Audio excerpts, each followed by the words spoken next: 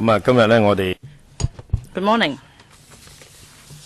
This is the meeting of the Subcommittee on Waterworks Amendment Regulation 2017, and this is the appointed time.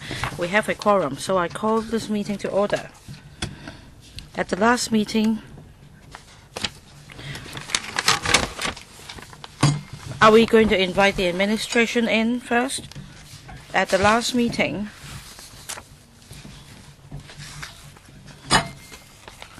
we met with the administration, and you may recall that on the 20th of June 2017, we raised some issues.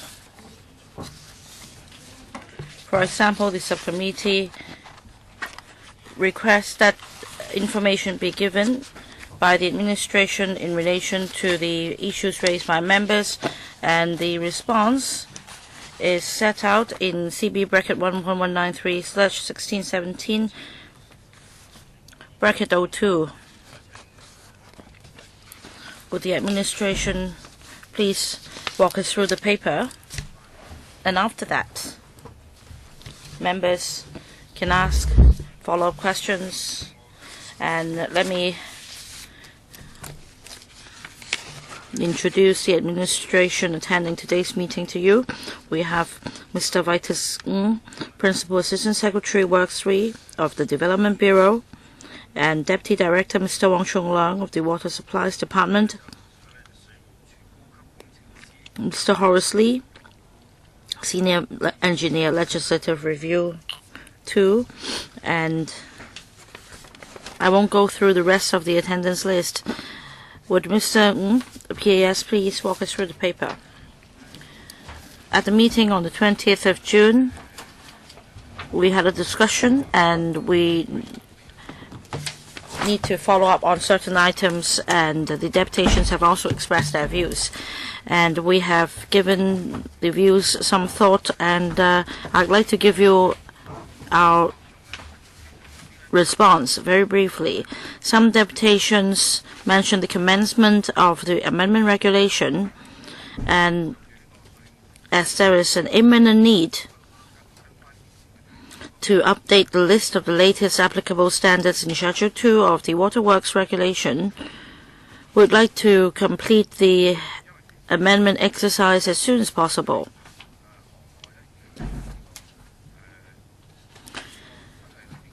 The plumbing industry is already using the latest standards, and we hope to reflect that in the regulation.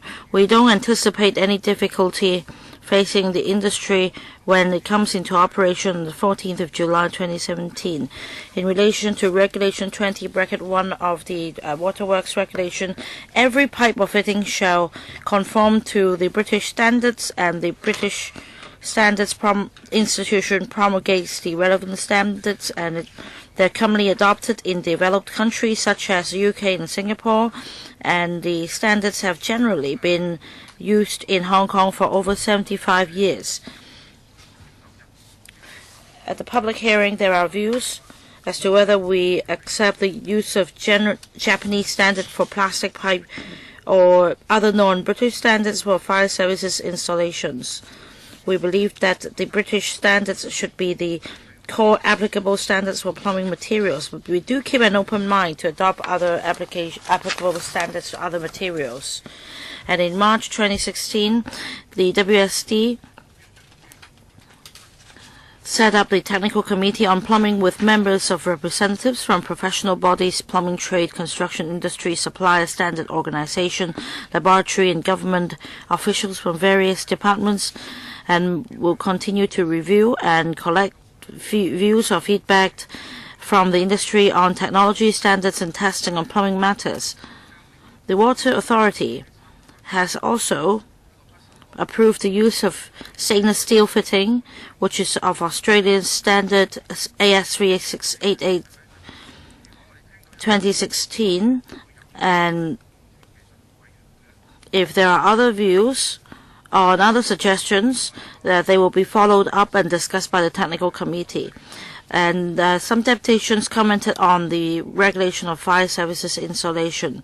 They asked whether for non-potable system, the relevant standards can be incorporated in Schedule 2. And we have codes of practice for minimum fire service installations and equipment and inspection, testing, and maintenance of installations and equipment. This is issued by the Fire Services Department. We believe that the Technical Committee on Plumbing can follow up on this issue. As for other technical questions for inside service,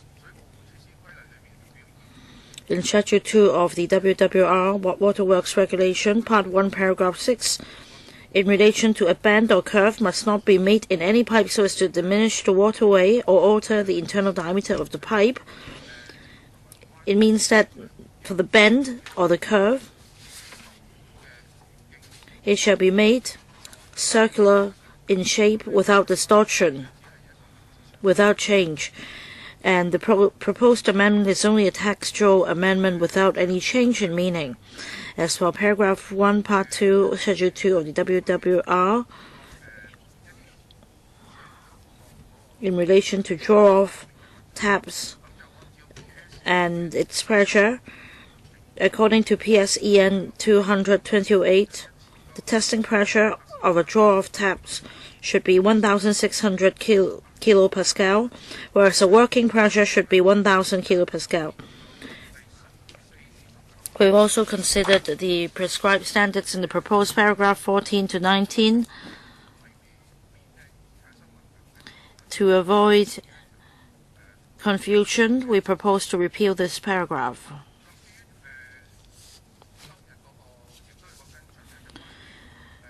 Another issue we'd like to follow up on is the application from July 2016 to March 2017.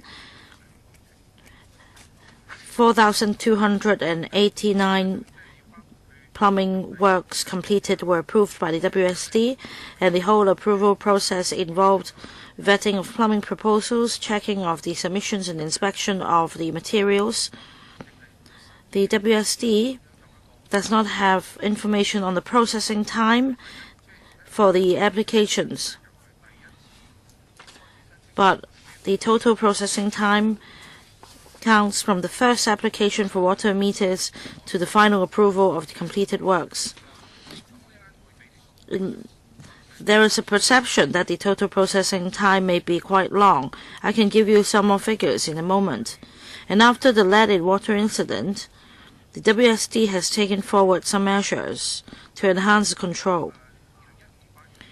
Starting from August 2015, in relation to pipes and fittings installed in inside service, the WSD has imposed a 5-year validity period of the general acceptance, and they're also required to submit supporting document of the lead-free soldering materials. And also, since August 2015, the department has stipulated that non-destructive tests on solder pipe joints and water sampling tests should be conducted. And a checklist has also been included in the requirements since October 2015 for inspection and approval of completed plumbing works, and we've also enhanced the point penalty system. After implementing the above measures, the average processing time was increased from 155 days in 2014 to 222 days in 2015. In view of that, the WSD has implemented some enhancement measures, including increased in the manpower, and that means redeploying existing staff and recruiting retired civil servants to clear the backlog. And we also have a pilot scheme in which licensed plumbers could opt out in the process, in the hope that the final inspection can be, or the time required can be shortened. And after implementing the enhancement measures, the processing time in 2016 has dropped to 150 days. And we have further introduced enhancement measures in February 2017. For example, we provide a submission checklist for use by applicants. We have streamlined the vetting procedure of plumbing proposals, and we've also prepared a web page for material submission. We hope to further expedite the processing, and that's our report on follow-up issues since the last meeting. And at the last meeting, Dr. Helena Wong put forward 9 questions, and we have prepared a response which has just been tabled, and I would like to briefly respond to her questions. In relation to question 1, the question was whether harmful materials may exist in plumbing materials. And the Water Authority requires submission of test reports issued by accredited laboratories before approving plumbing materials to prove that the proposed plumbing material conforms to the relevant standards in the WWR. As regards BS EN 200-2008 for taps, which stipulates that all materials coming into contact with water intended for human consumption shall present no risk to human. And the material supplier will have to demonstrate that the plumbing materials comply with the relevant metallic standards and other chemicals. As for non-metallic materials,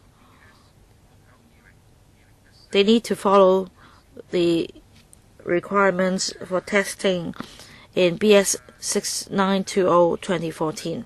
As for questions 2, 5, 8 of Dr. Helena Wong's submission in relation to plastic pipe, asphalt-coated pipes, would like to give a consolidated response.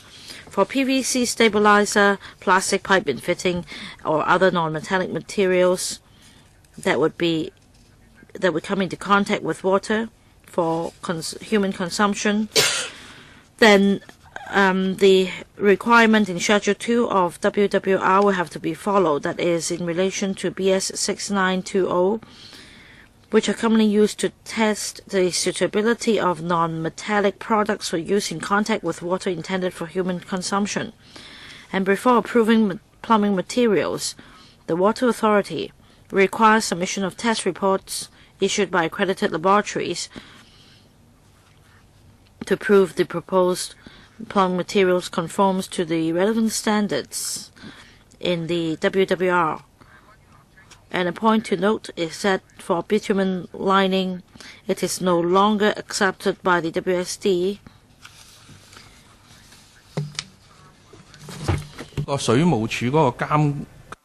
In relation to question 3 about the monitoring role of the WA or the WSD, the WA has set up a general acceptance system on plumbing materials. The supplier, as I said, will have to submit to the WA test report issued by an accredited laboratory that proves the proposed plumbing material conforms to the relevant standards. The WA will check and verify the test reports prior to granting the GA, and we have enhanced the system by imposing a 5-year validity period of the GA. And the WSD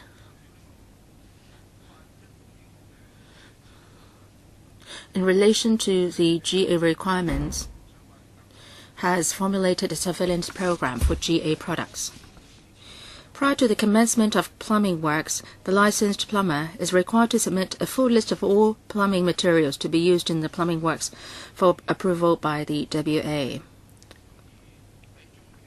During the interim and final inspections, the WA will conduct random check to ensure that the plumbing materials used are those approved by the WA. What is most important is that for water samples collected they have to be tested by accredited laboratories for specified metal parameters. Question 4. It has to do with the grade 304 stainless steel and its anti-corrosive characteristics. The freshwater supply in Hong Kong contains low level of chloride ions below 220 ppm.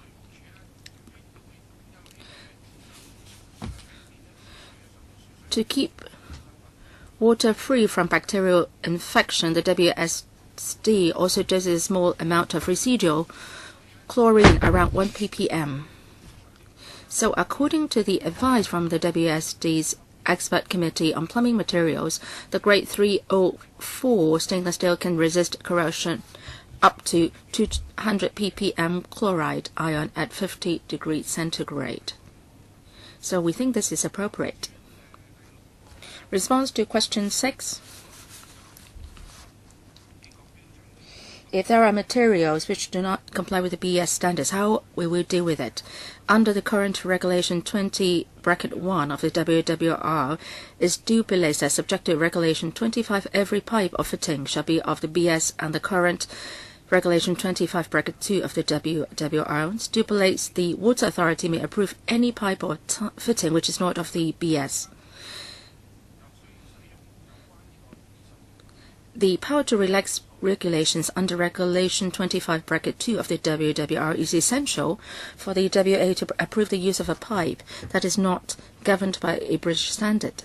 Such provision is important for the plumbing the plumbing industry, to allow the use of such plumbing material. In March 2016, the WSD had set up the Technical Committee on Plumbing, TCP, with members of representatives from different professional bodies, will provide advice to the WA for consideration of new plumbing materials other than the BS. Under the proposed regulation of 20 of WWR, both the efficiency of the fire services or inside services and providing reliable and adequate supply of water and the water quality will be the consideration of WUA in the determination of departure from the prescribed specification relates to the size, nature, material strength, test requirements and workmanship of the pipe or fittings. Response to question 7, aging of pipes and consequential pollution caused. While aging is unavoidable, the WA has been reviewing and introducing the use of corrosion-resisting plumbing materials. For instance, unlined galvanized steel pipes which are vulnerable to corrosion were banned from use since 1990s, whereas corrosion-resisting plastic or copper pipes have been accepted for use. In the case of aged inside service or fire service causing waste or contamination to the supply, the WA will issue a notice to the consumer or agent for a ratification through a notification letter. Response to question 9 on whether taps will contain heavy metals. The standard for water tap BSEN 200-2008 stipulates that all materials coming into contact with water intended for human consumption shall present no risk to human. As such, the wetted surface of a water tap intended for human consumption should not have coating or electroplating material. Even if there is such coating, electroplating material, the trade will be requested to demonstrate that such material poses no health risk to human, and the WSD will accept the method proposed by some suppliers to carry out metal leaching test for nickel and chromium. So these are my responses to all the issues requiring follow-up. Thank you. So I'll now open the floor to questions by members in relation to the administration's response. Dr. Helena Wong. Chairman. Concerning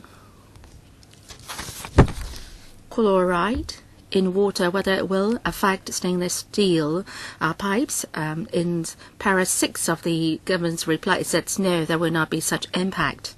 I would like to know whether the WSD will look at what other countries are doing, and because they are now not dosing chlorine or chloride into drinking water, and in effect that doesn't have an impact on bacterial infection. So has the administration taken note of that? Well, we know that because in other countries like Scandinavian countries, chlorine is not added, but we have looked into the situation. So the risk of bacterial infection will get higher, but they are different from us in 2 ways. They have cooler weather, so bacterial infection is not so serious as that in Hong Kong, because Hong Kong has more hotter weather. And second, incidents with infection, bacterial infection in water have been found, and people have contracted intestinal disease as a result. So we are now having 1 ppm, that is much lower than the WHO's 5 ppm standard. We think that we should maintain the practice, because Hong Kong has a hot weather and we must keep our water free from bacterial infection. Any other question from members? Well, one more question, Chairman. I'd like to thank the administration for answering so many of my questions. I'm asking the questions not only by myself, because some of the professional bodies have asked questions. Paragraph 8 in the reply in relation to my question number 6, it says here that the WSD had set up the Technical Committee on Plumbing, TCP. And the TCP will decide on the plumbing materials needed and what kind of standards should be adopted, what new materials could be used. And you said that the members come from professional bodies, plumbing, trade, construction industries, etc. So many of these come from the sectors or trades. But do you have any members or bodies who do not have vested interest in the committee, and they can actually provide input to the administration, say, from the perspective of public health? What are these professional bodies? Do you have any water safety experts who can do gatekeeping here for you? Would it be the case that the trade is dictating what you do? So who in the committee will gatekeep in respect of water safety and quality? Well, the professional bodies should not have a vested interest. We have the Institution of Engineers, Association of Surveyors, and also Institution of Architects, etc. So they are not dictating all the discussions. Now, recently there have been stainless steel pipes in the market. This is something good. But then we don't have a BS for that kind of material. So in that circumstance, we will discuss whether we will adopt other international standards to be used. So in that case, we adopt the AS standard, the Australian standards. So in that case, we have to talk to the trade, because they have the expertise. As for the gatekeeping of water safety, we can talk to the Department of Health, and we also have our chemists, our own chemists, who can play that role. The TCP really is to get the expertise from the professional bodies and the trade to look at which standards are most suitable to be used. I don't query the 3 professional bodies that you mentioned. I don't query their professional qualifications. I'm just worried that engineers may not have good knowledge of water safety, right? They may be engineers, but we cannot assume that they have good knowledge about heavy metals, other materials, and also international standards on water safety. These are 2 separate matters. So, Chairman, as I said, for gatekeeping of water safety, And if needed, we can talk to the Department of Health and also the WSD. We have our own chemists. Well, for the materials, I'm sure that the professional bodies will have knowledge and we have confidence in them. But then for the impact of certain materials on water quality, then we can talk to the DH on that, and our chemists will will look at those aspects as well. Because for water quality, we have the WHO standards to go by, and if there is a leaching of metals and so on, we can talk to the DH. Dr. Wong's question is rather on the membership or the composition of the TCP. Does it comprise representatives who are, come from different sectors and to ensure that you have a comprehensive look at the water quality? Well, I'm not just looking at the engineering aspect. We must make sure that the water is fit for consumption. So the TCP should comprise members who have expert knowledge on water quality. So we're looking this from the perspective of public health. I don't have the information on hand. Maybe someone from the DH is also sitting on the committee. Maybe after the meeting I can provide you with more information. Well, please do give us information on the composition of the TCP.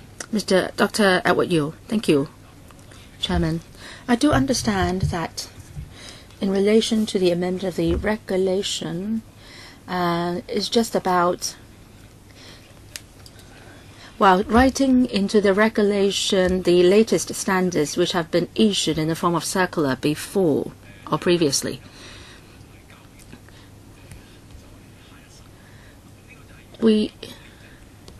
That kind of approach has been used for a long time, the circular. But in your response on whether materials will pose a certain risk, you said that there should not be any worry, because according to BSEN 200-2008, it is said that materials which is in contact with water quality should not pose any risk.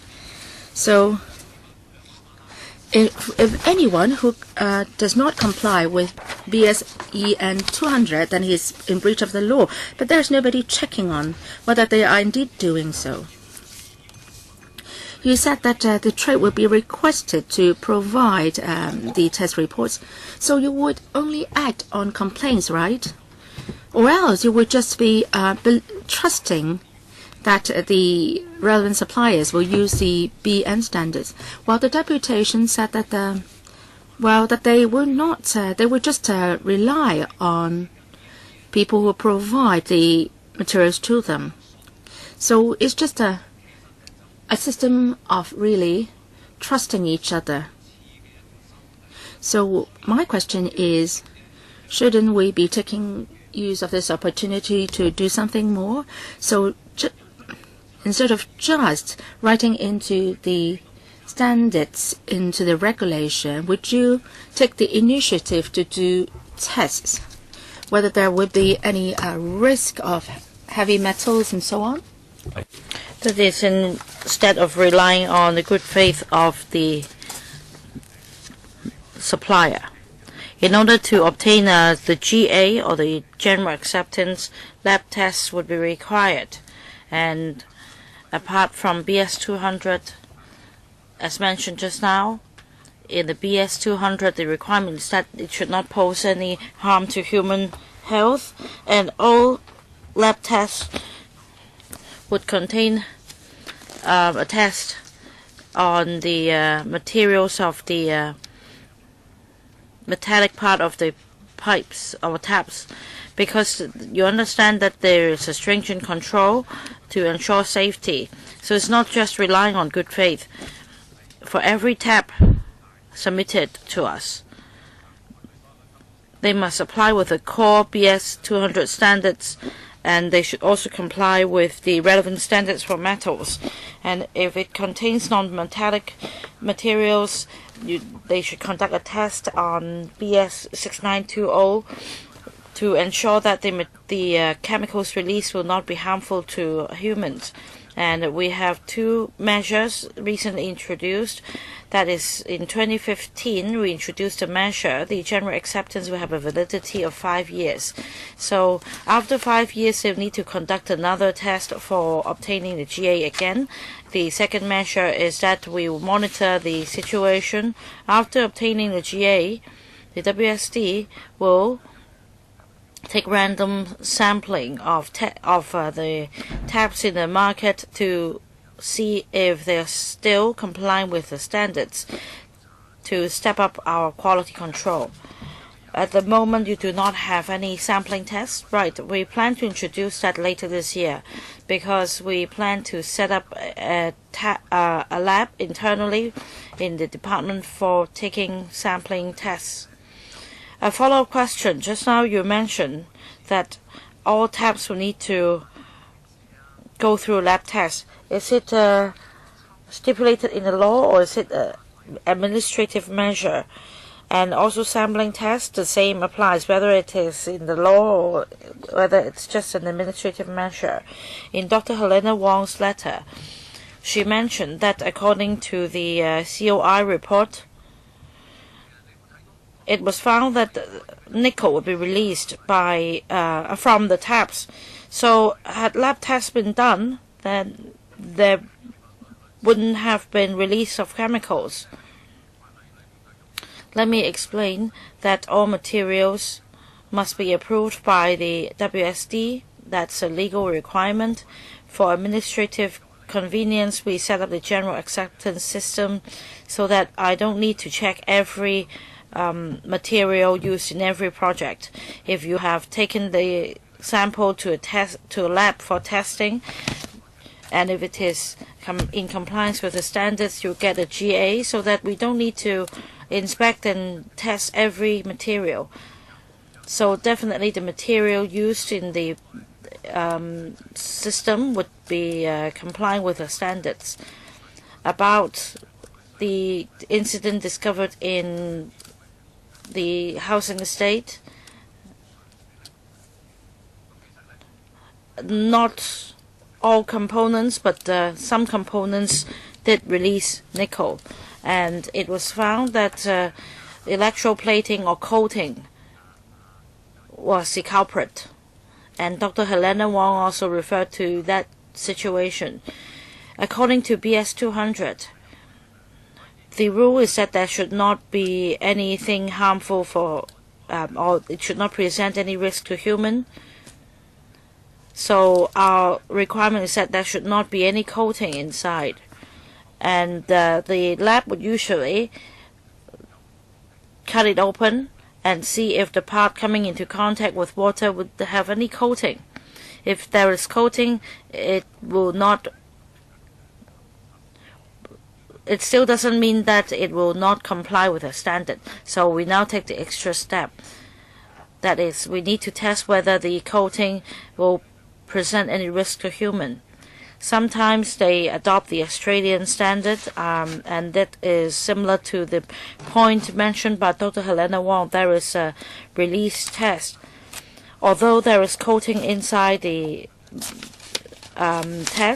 inside the material, if the lab test shows that it is complying with a standard, then it will be complying with the BS standard. That is no risk to humans. Whereas for Kaiching Estate,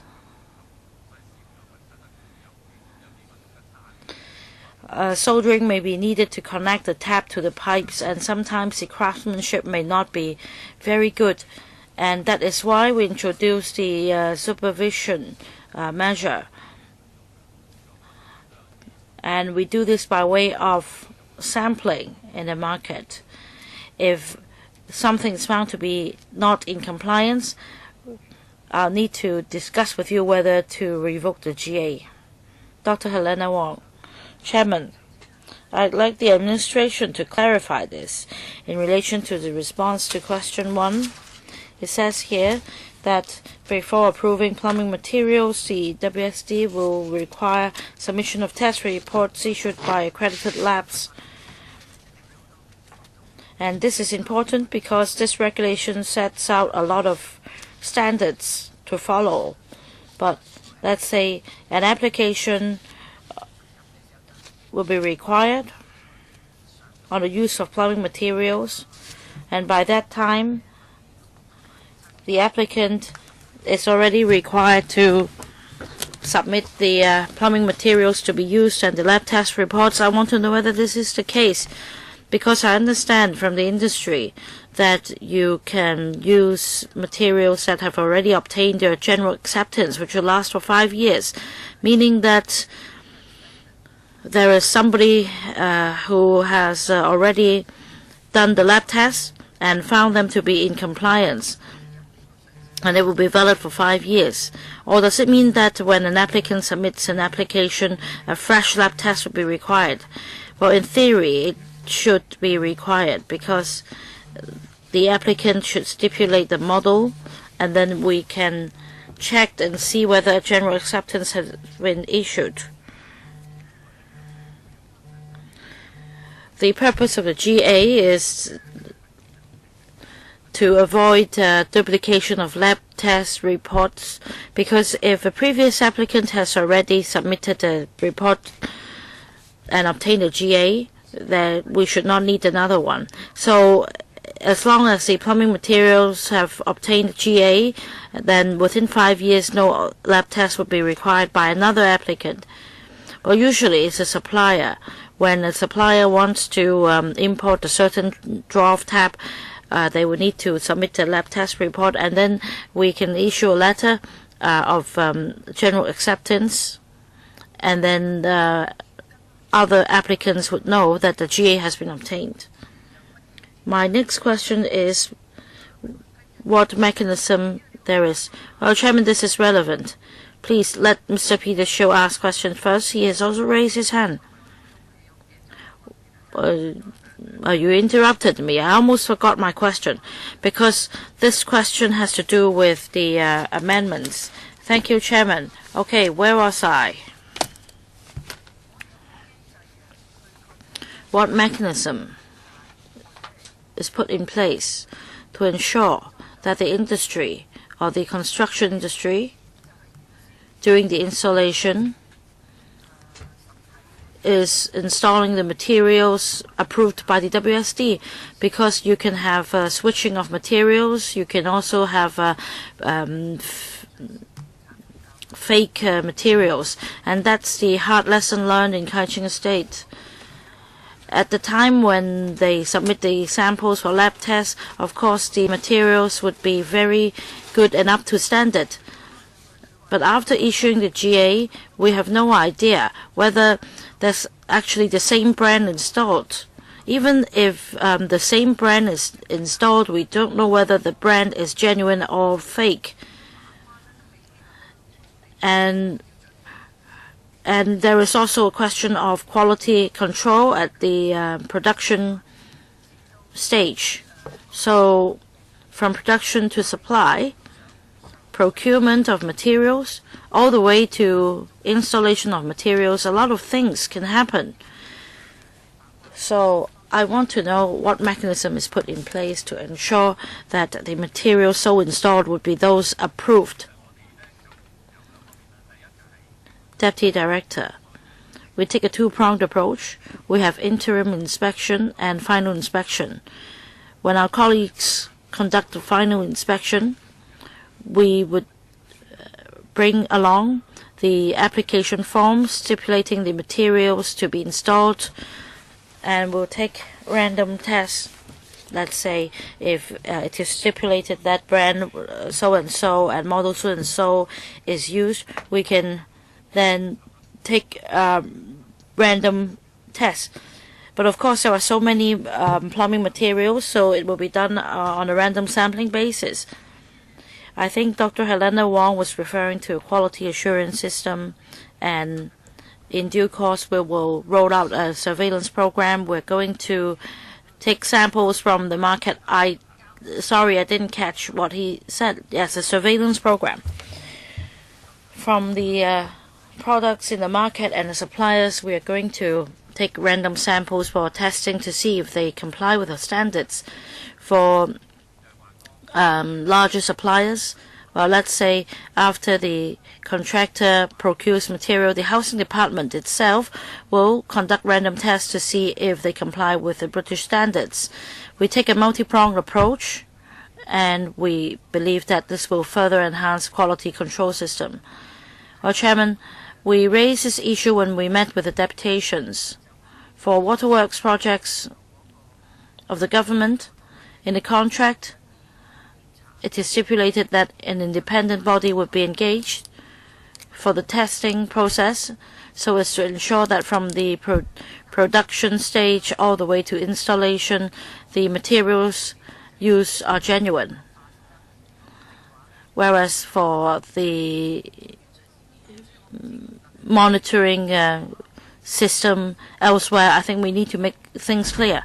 For minor works project, it may be more difficult. We may need to work on the wholesale retail level.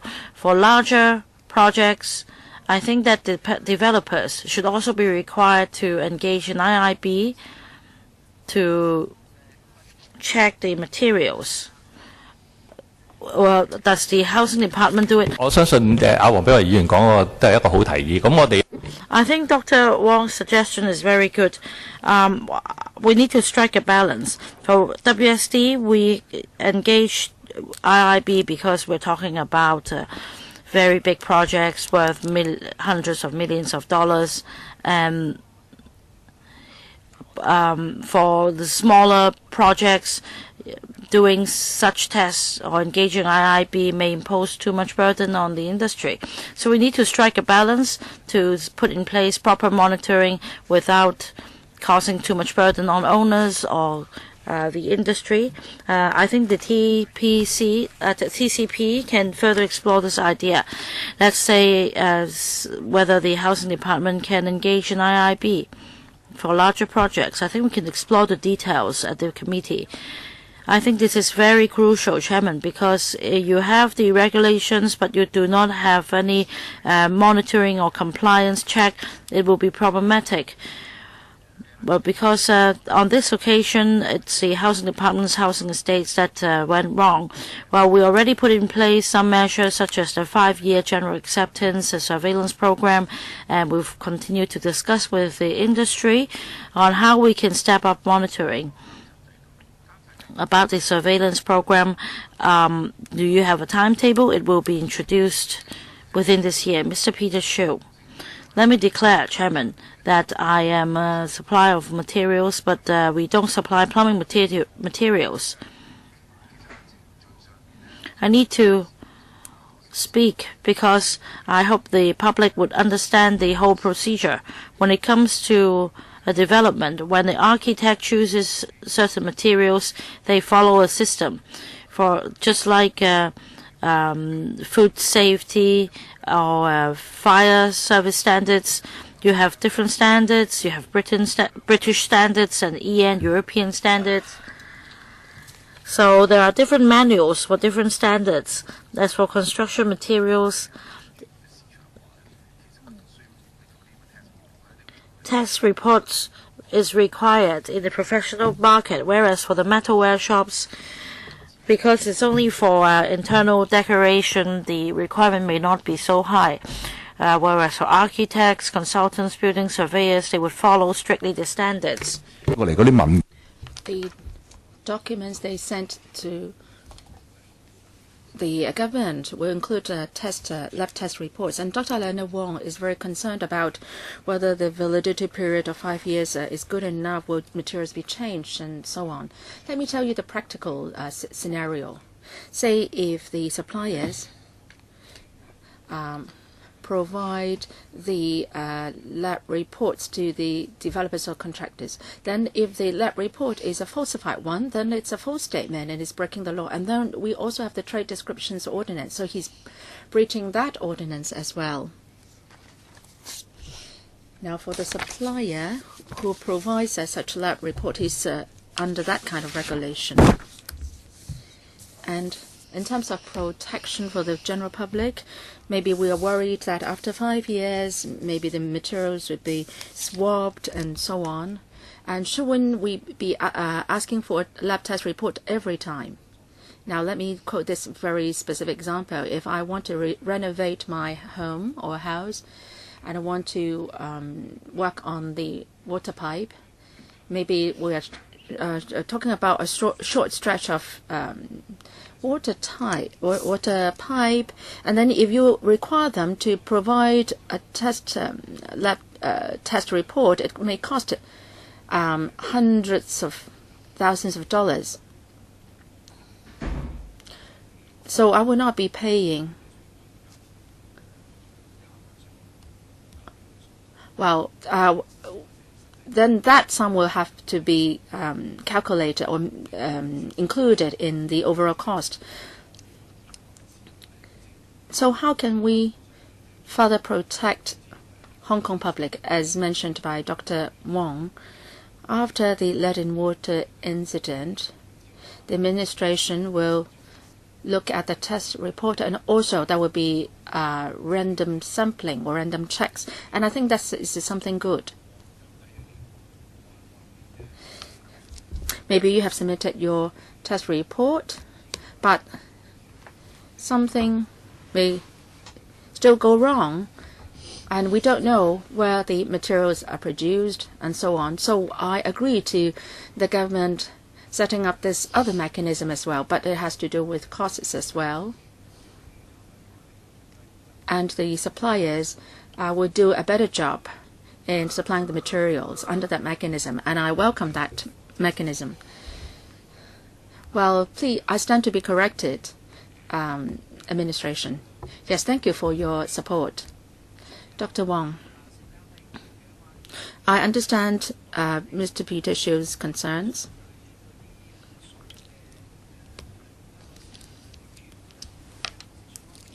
This regulation seeks to safeguard water safety for all Hong Kong people. And we're not talking about individual household taking their own pipes for a lab test. No. I think the main ordinance doesn't regulate enough. We must regulate at the source. So why is it that leaded soldering materials are being sold on the market? That's the gist of the problem. So we should regulate those who import the materials. And if we regulate them properly, then these problematic materials will not be available in the market and installed in my households. So the biggest flaw for this amendment regulation is that it misses the regulation on importers and manufacturers. So that's why we are very worried. The administration said that it will do that later on. But if you don't do that and you are pressurizing the workers, and that's going to be problematic. I hope that after you are done with the amendment regulation, try to handle the importers as soon as possible. Deal with it at the import level first. I hope that you can understand the present circumstance. All right, any further question on the administration's response? If not, then let's move on to part 2 of our discussion, which is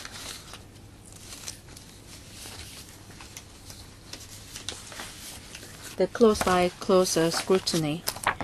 In the last meeting, we started with the clause-by-clause scrutiny of the amendment regulation. I think we are up to Section 6, and that is Regulation 19A added.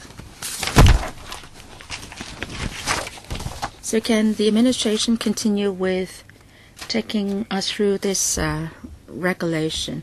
I think we are done with 19A last time, and then Dr. Helena Wong has moved an amendment. So can the administration respond to this at one go? Dr. Wong, please. Well, we have the English version only for this paper. And that is the submission from the Progressive Lawyers Group and the Frontline Tech Workers Group. Well, let's do it this way, Dr. Wong. Let's ask the administration to take us the clause by clause first. Well, I think what I'm going to say will facilitate our discussion. But in any case, they will be revising a bit the document before it is considered a formal submission.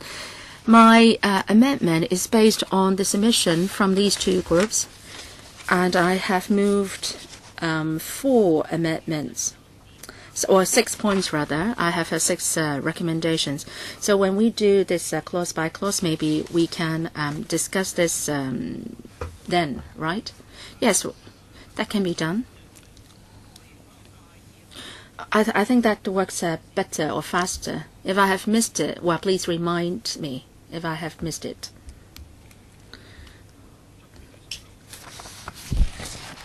Regulation 19. We propose adding in Regulation 19A. Are we using the marked up copy? The Chinese version, please. In 19A, we said that if this part of Schedule A is amended, I think we have finished. We have already finished 19A, so let's move on to 20, Regulation 20 then.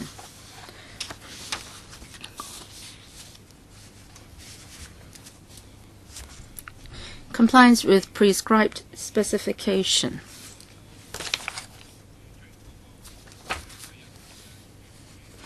We amend subparagraph 1 as a requirement in Schedule 2 for a pipe or fitting to comply with the prescribed specification is a requirement to comply with the specification to the extent that specification relates to the size, nature, material strength, tense requirements, and workmanship of the pipe or fitting. The original wording is retained here. And bracket 2, there is an amendment. And a departure from a prescribed specification for a pipe or fitting does not amount to non-compliance with the specification if the departure does not, in the opinion of the Water Authority, firstly affect A, the efficiency of the fire service or inside service in which the pipe or fitting is installed in providing reliable and adequate supply of water, and B, the quality of the water. And subsection 3, we have made amendment towards the end. Weigh, measure, inspect, examine or test the pipe or fitting to ascertain whether it complies with the prescribed specification. So these are the 3 parts for this regulation. Dr. Helena Wong, can I refer you to my proposed amendments? That is on 20 bracket 2. 20 bracket 2.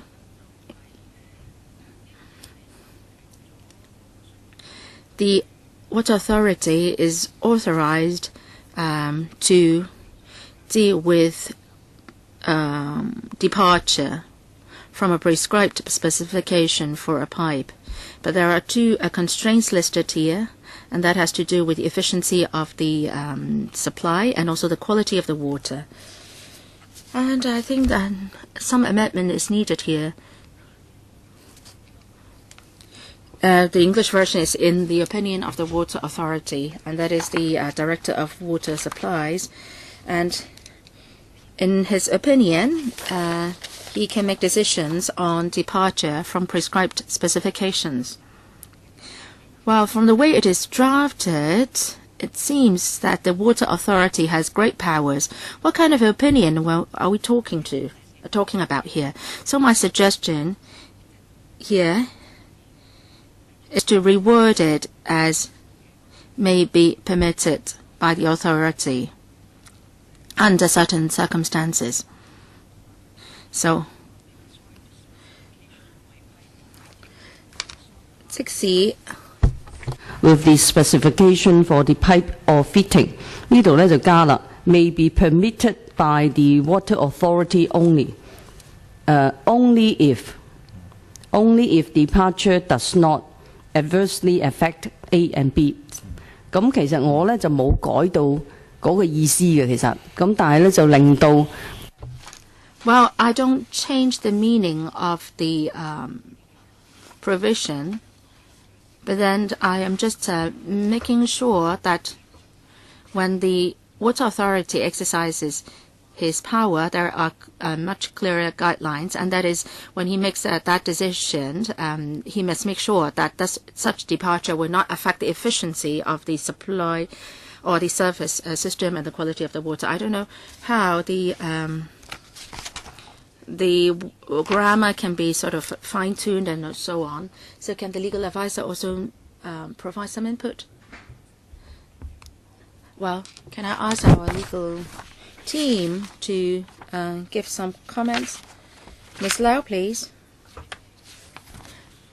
Well, I just looked at this for the first time today. I have to go back and study.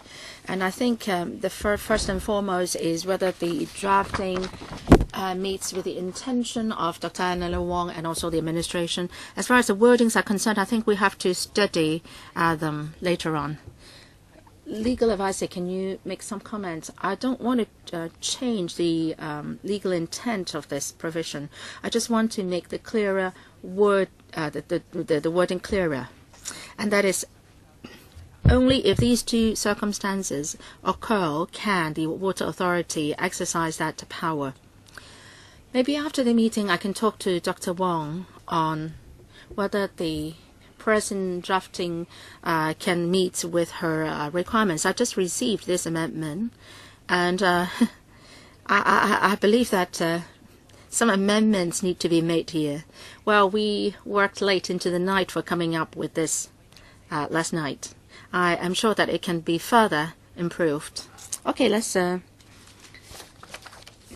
continue. So can our legal advisor work together with the government's draftsmen to work on the wordings, to improve it, and at the same time not distorting the original meaning or the intent? Is that without changing the legislative intent, we can further consider revising the wordings or amending the wordings? Will it be proposed by the administration or what? Well, if the government takes it up, then it will not be necessary for me to move the amendments in. I would like to talk about 25 as well. 25(2) is amended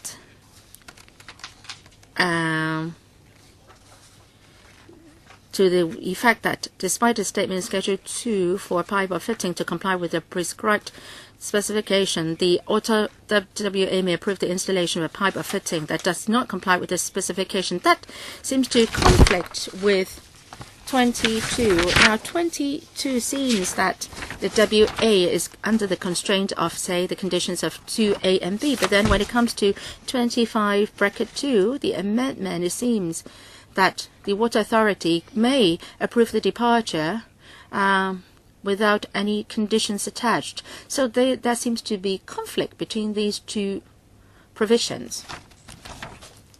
Sorry, the speaker's not coming through. I think we're talking about the Director of Water Supplies having certain powers. When he exercises that power, should he come under some constraints? And 20(2)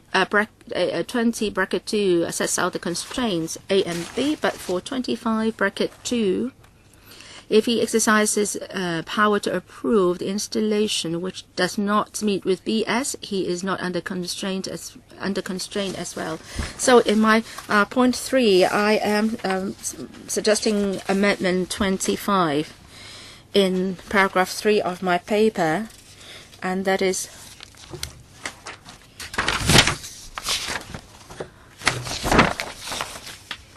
And that is under what circumstances would the water authority may approve the installation of a pipe or fitting that does not comply with the specification? And my amendment is that does not adversely affected，跟住就 A and B， 咁咧就將前面嗰度搬翻過去，即係抄一次再講。咁 Well, that is to copy the sentence in front and put it at back. I said it to the administration before that there should not be unlimited exercise of power, and I don't know whether they will only refer to this provision instead of the previous provision in the future when we consider the regulation, and that is why I propose to include the amendment set out at the back, and perhaps again the legal advisor can help us with the drafting point. I just want to know if the administration accepts the amendment. The administration's view on the provisions. Let me state our views, and then I'll ask the legal draftsman to assist us. Or the existing provision is somewhat different from Section 22, because for Section 20, subsection 2, it says that under what circumstances the Water Authority can accept a departure from the existing standard, that is the efficiency of the BS standard, etc. And that's the objective of Section 20, bracket 2, compliance with the specification. Whereas for Section 25, it provides that the Water Authority may approve the installation of a pipe or fitting that does not comply with the BS standard, because for some pipes and fittings they may not in themselves have the applicable BS standards. And for examples, we mentioned the stainless steel device, and it's something good, only that we have not set the BS standards and introduced that into Hong Kong. And that is the objective of Section 25, subsection 2. My take is that you do not have something to compare that with. So it's difficult to say without adversely affecting so-and-so, because originally there is no BS standard for this fitting. So you cannot compare how water quality will be and efficiency will be adversely affected, because there is no existing standard. So it's different from Section 20, bracket 2. In fact, in Section 20, bracket 2, there is already this provision to accept something that is not in compliance with the standard. For Section 25, subsection 2, this is for approving fittings or pipes that at the moment do not have the relevant BS standards. I understand that some pipes and fittings may not have the applicable BS standards. They may have the Australian standard instead, and we can adopt the AS, but we need to make it clear. Whichever standard we adopt, it will not affect adversely the water quality and efficiency of our water supply system. And this is important because it provides how the Director of Water Supplies can exercise his power without adversely affecting the efficiency of a water supply system or the water quality. We're not suggesting that only the British standards or Australian standards can be used. Do we need a basis for comparison? I don't think so. Chairman, I think that we want to achieve the same objective in this regulation. I think it's a point of drafting. I think I'll leave that to lawyers to decide. Ms. Lau.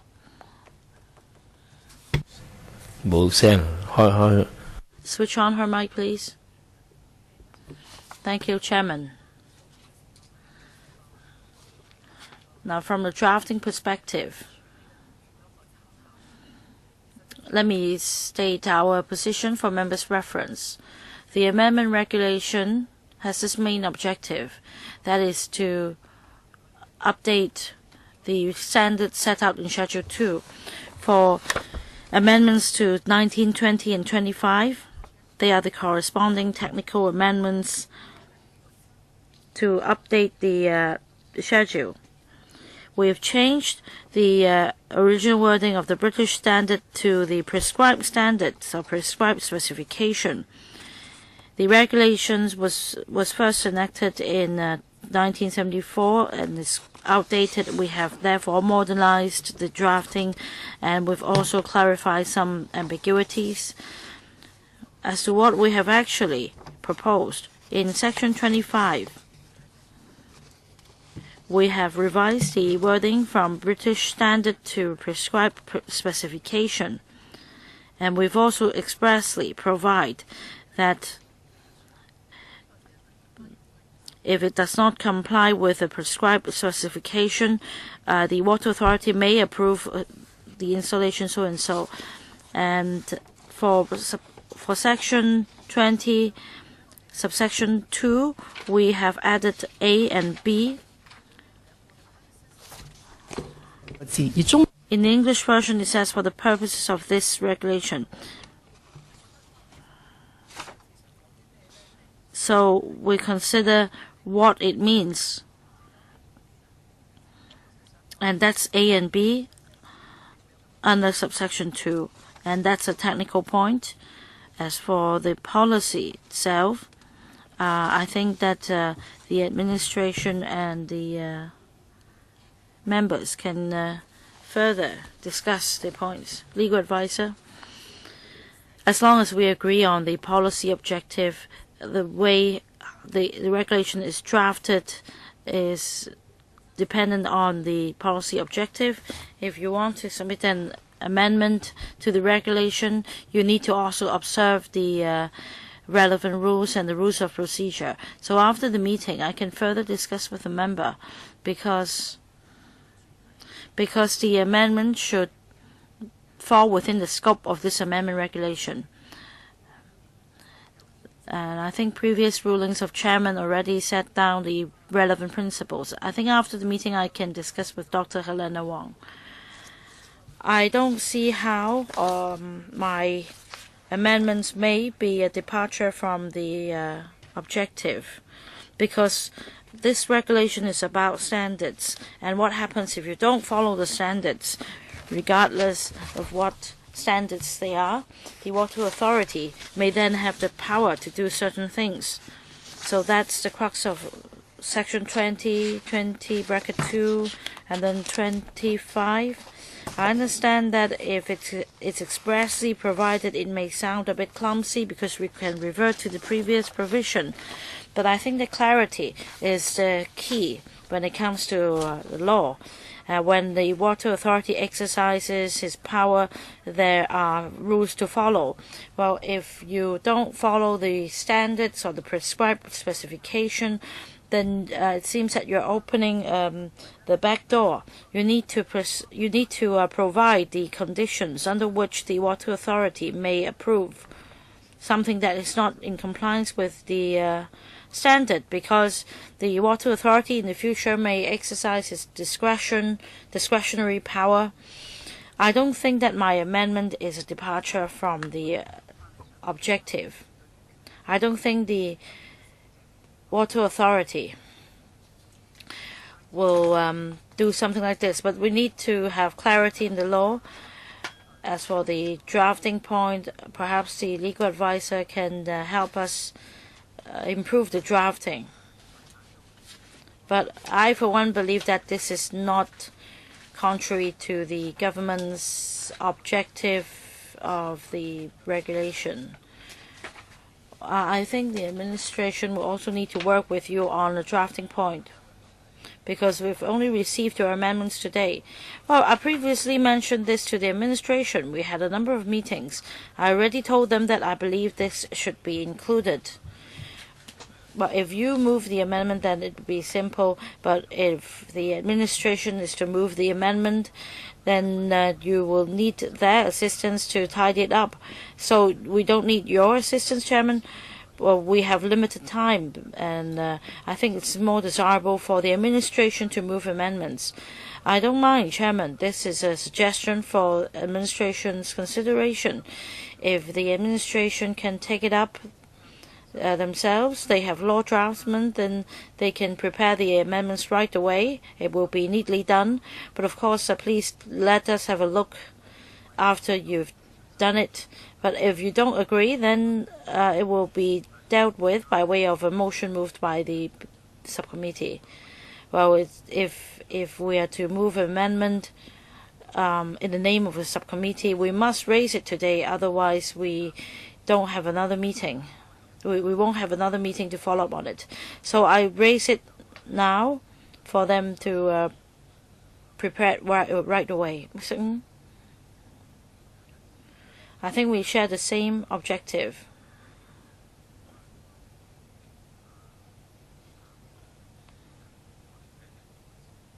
And we can work with Wendy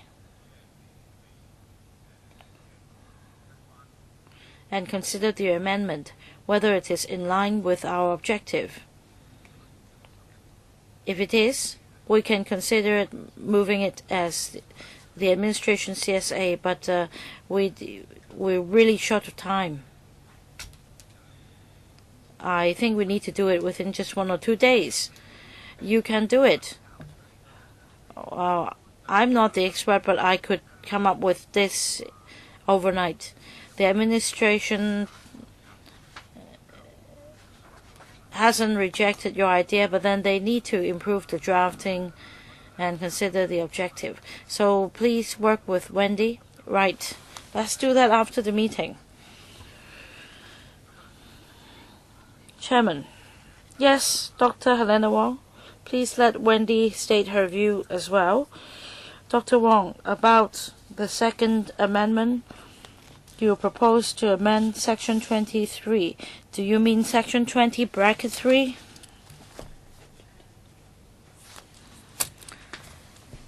The amendment proposed by the member, point number 2, proposed to amend Section 20, bracket 3.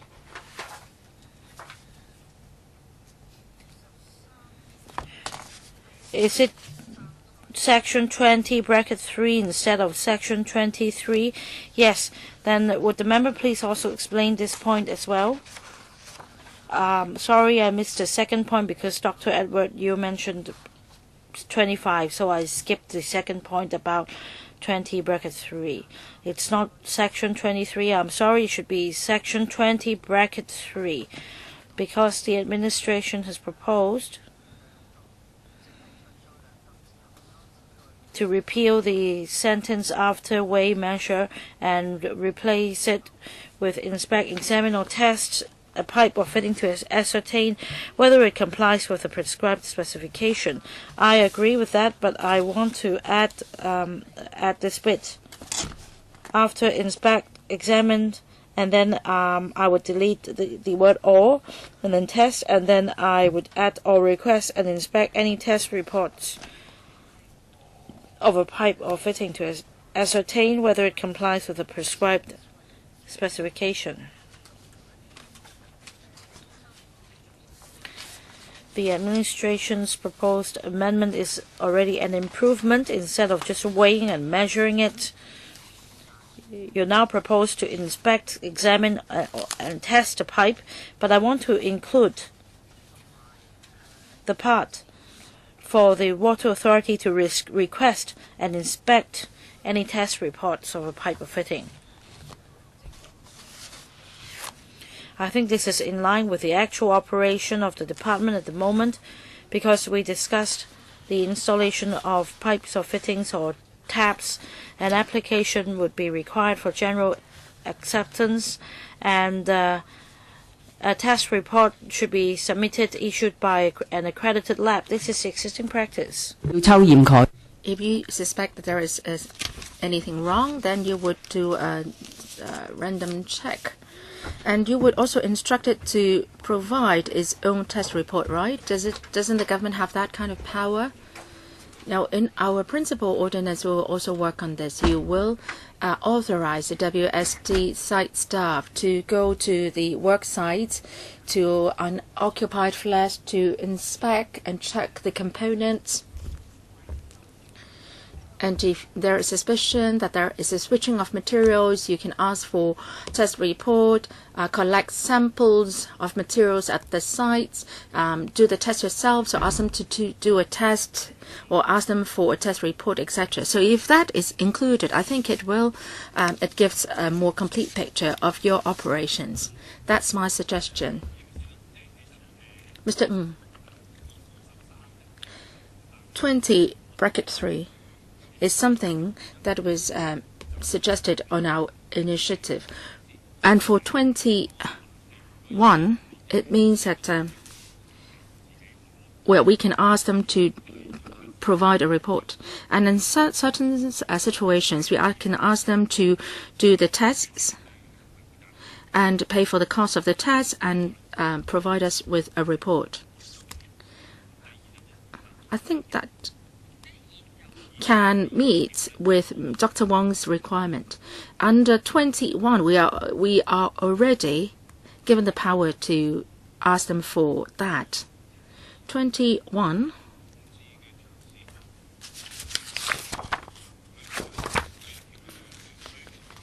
The WA can ask for, in relation to any pipes and fittings, should have undergone tests.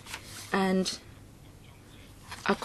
subject to subsection 1, test reports should be submitted to the WA, and the costs for the tests should be borne by those who are conducting the test. So we do have the power to ask them to do such tests. So you think there is no need for that, because the original 21 means that they can be asked to do the test.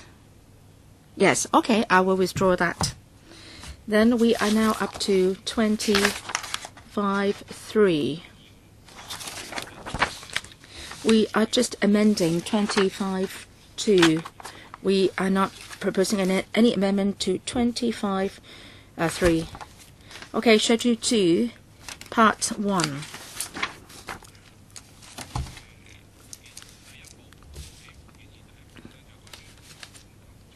Part 1 is about pipes and fittings. This is basically setting out the standards, the latest standards in detail.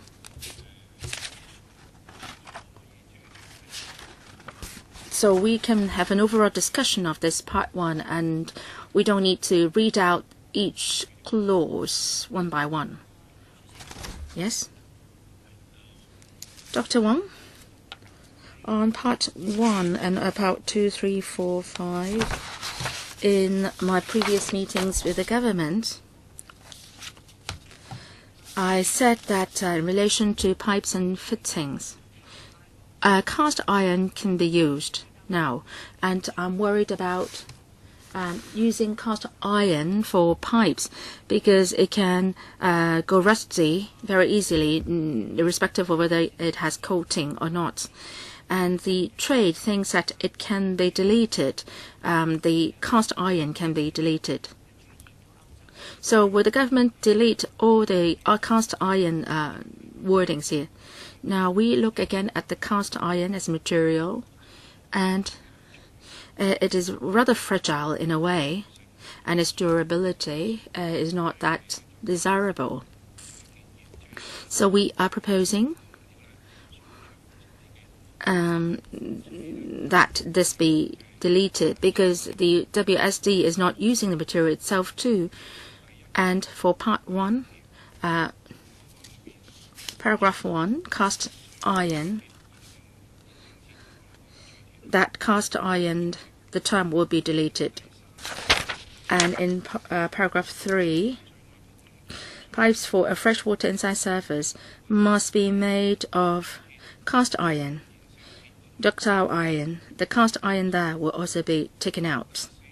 And Paragraph 4, pipes for a saltwater inside surface must be made of cast iron, ductile iron. That cast iron will also be taken out. And there is one other amendment.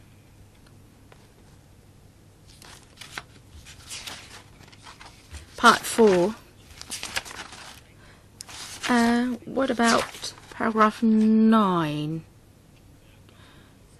Malleable cast iron fittings.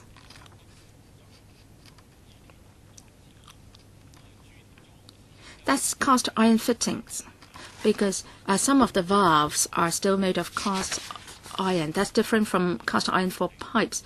And for many valves, the material is still cast iron, so we still have to keep that. Will that go rusty or be corroded?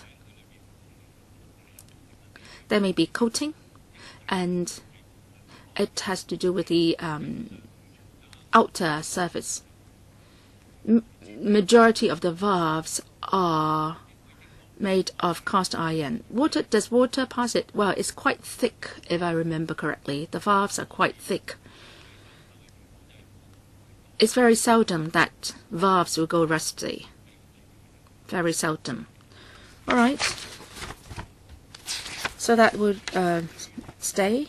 And there is one other part, an amendment, and on cast iron, part 4, paragraph 9. Yes.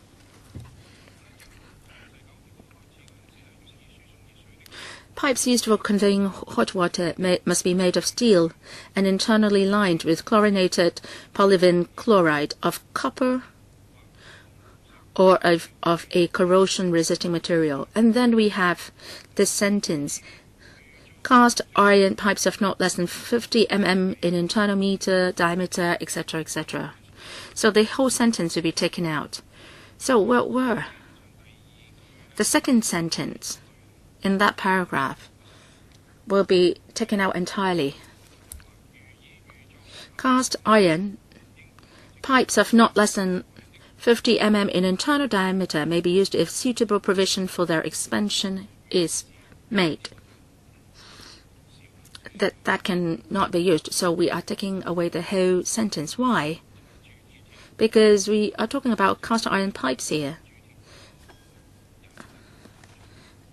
That has to do with cast iron. Okay? Any other amendment?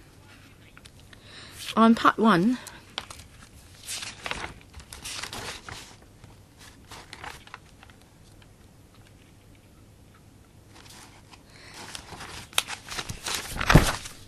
paragraph 23.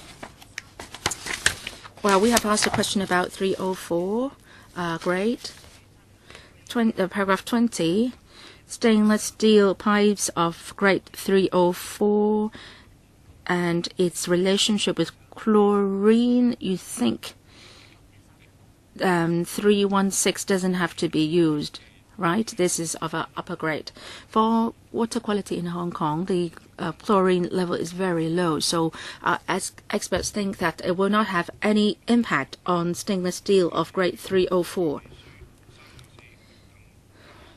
It says of grade 304 or better. So normally they will use the cheapest model. The administration and the trade have communicated on that. All right, let's look at paragraph 23.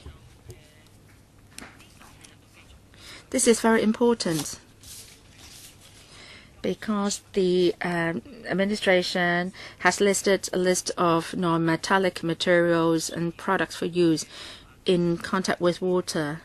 And this is water intended for human consumption, and BS 6920 is put here. My suggestion is that in that paragraph, something should be added. These are the 3 things that I have proposed to be added, and these are normally used in pipes and water taps. So I am suggesting to include non-metallic materials and products, and after that include lubricants.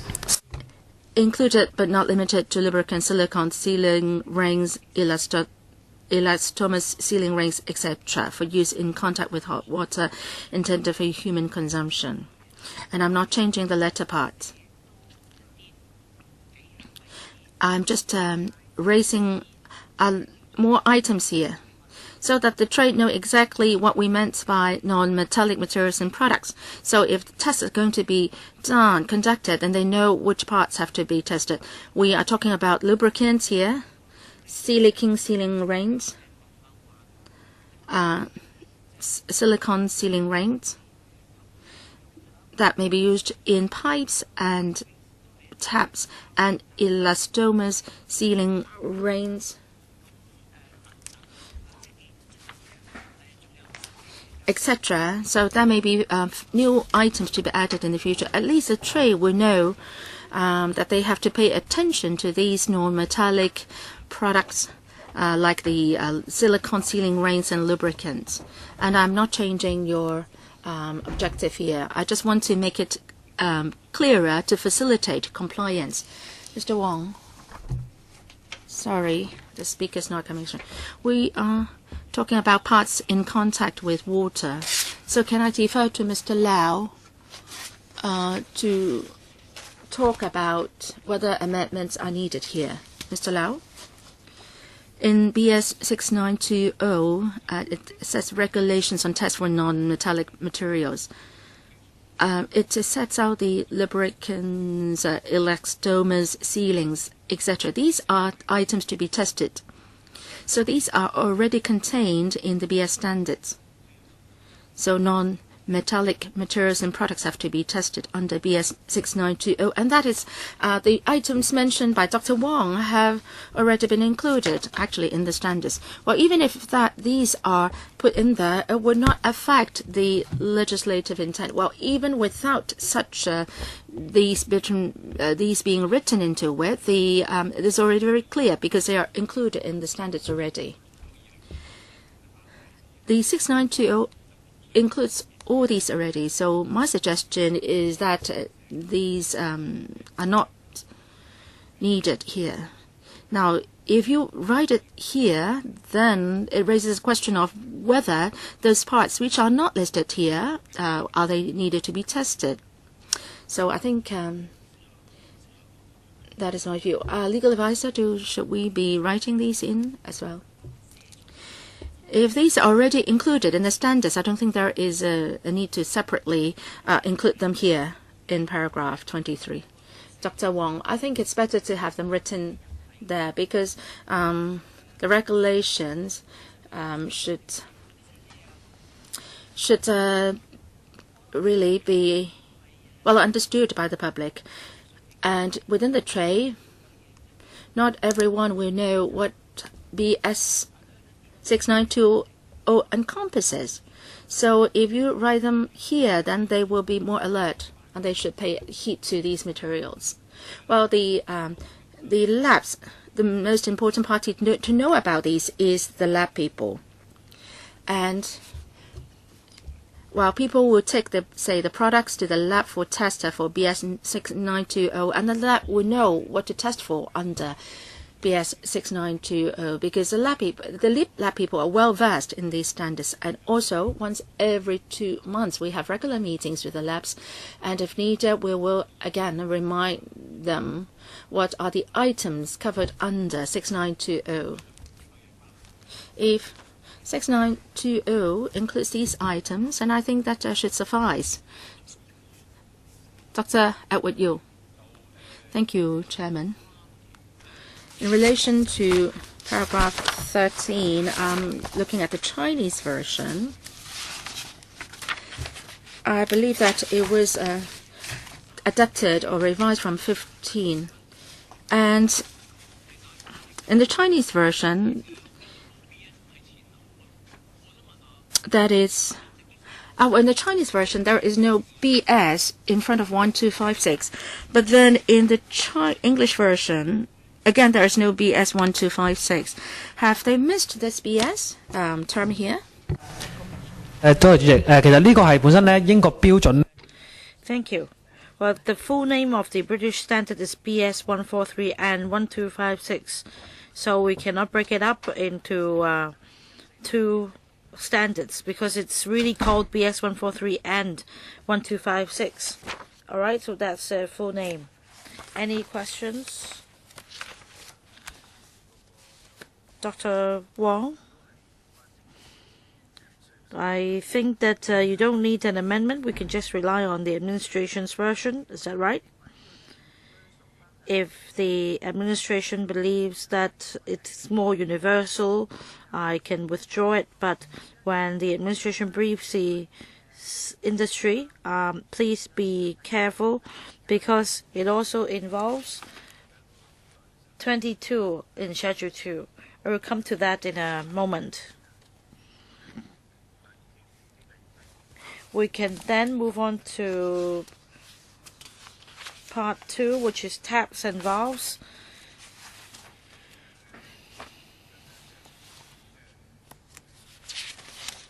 And we want to introduce the latest standards.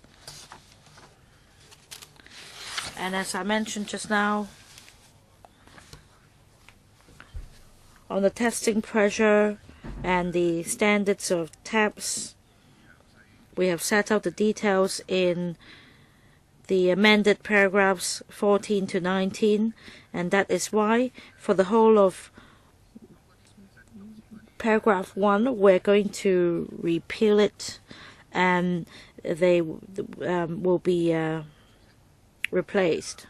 Dr. Helena Wong, Chairman. For Part 2, point number 1, which refers to draw-off taps and stop valves, it must be capable, or it should be made of corrosion-resisting material, and then the draw-off tap and stop valve should be made of corrosion-resisting material. I want to know whether we need a standard for corrosion resistance. Thank you, Dr. Wong, for your question. Regarding paragraphs 14 to 19 in relation to different taps and valves,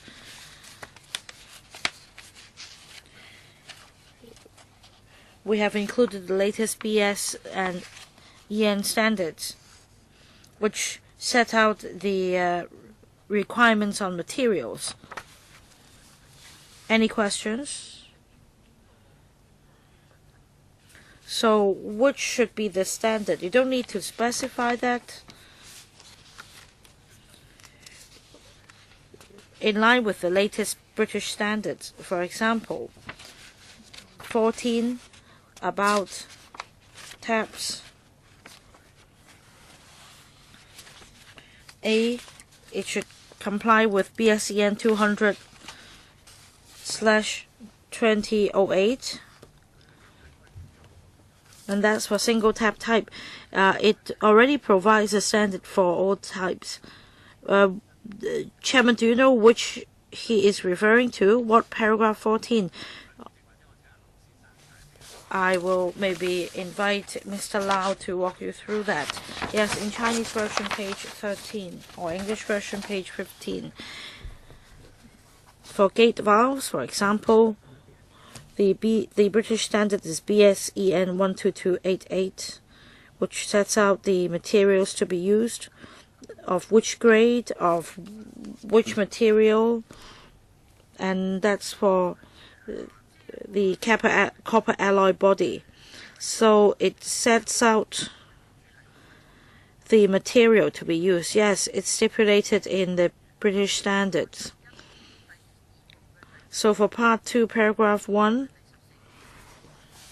comparing to Part, it should be read together with Part 2, Paragraph 14, right? Because the corrosion resistance standards will be dealt with in Paragraph 14 of Part 2. In fact, for point 1, it gives a general description of draw-off taps and stop valves. What materials should they be made of? We propose the amendment because the British standards have different standards for draw-off taps and stop valves.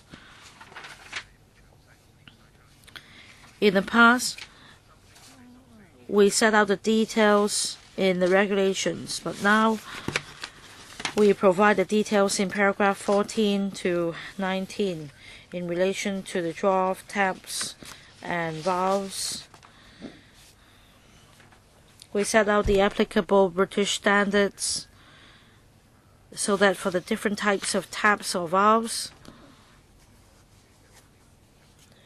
they should follow the relevant standards. And that saves us from repeating the points in paragraph 1. So you're going to renumber the paragraphs? Yes, all the paragraphs will be renumbered. Basically, it would be moved one paragraph advance. Chairman, for TAPS, I'd like the administration to refer to the question submitted on the 20th of June, CB bracket 1 1193 stroke 1617 bracket 03. In paragraph 9 of the paper, I mentioned that according to the WSD's investigation report, it is said that the copper alloy taps release 112 and 115.9 milligrams of nickel. For the EU standard, it should be less than 20 milligrams per or micrograms per liter. That means for taps available in the market, the level of nickel is in exceedance quite substantially. For Kaiching, it's lead in water. For Tak Long Estate, it's nickel in water. I've provided a picture for your reference.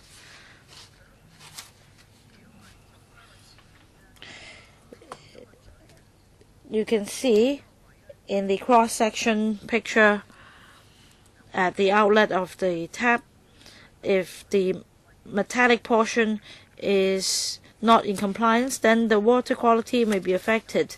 Nickel in water may not be as harmful as lead in water, but it brings about a bad odor, and this is the frequent complaint of Tak Long Estate. And about the outlet of the tap, I want to know whether there is any lab test specification for that.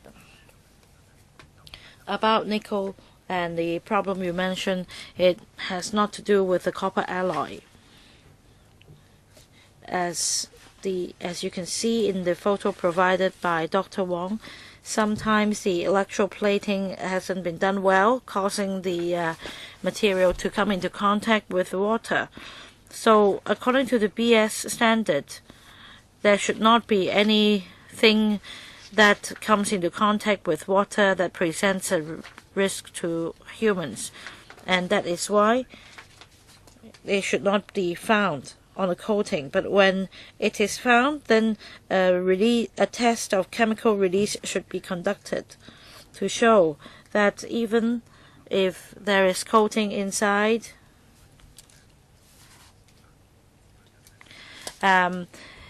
you should prove that it will not pose any risk to human health as BS 200.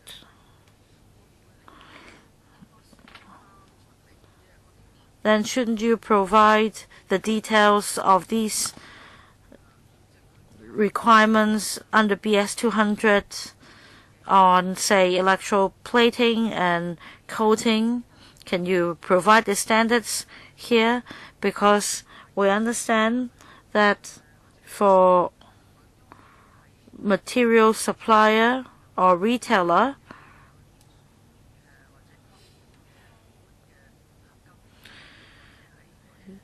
they have banned the use of nickel-chromium plating for the parts. So I think that you should include it as well. You should follow the requirement of DINEN 15664-1, which is the German standard that regulates the electroplating and coating inside taps. The scope of control is even wider because the standard is that when it comes to the materials coming into contact with water intended for human consumption, it should not present any risk to humans. And the technology advancement is rapid. We stipulate that the material should not present any risk to humans, and that means we do not accept any coating inside. And if there is coating, we need to conduct a test to check the release of materials. And I think at the technical committee on plumbing standards, we can further explore the issues. I just want to reassure members that we are taking a very prudent approach to implement the requirements.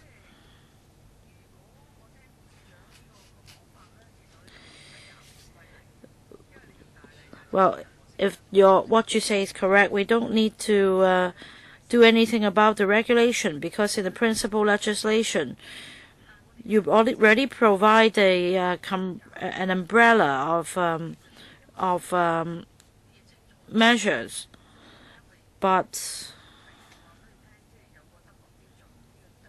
we're making things clear by way of amending the regulation, and I'm just suggesting that we do have the German standard in relation to electroplating and the outlets of taps.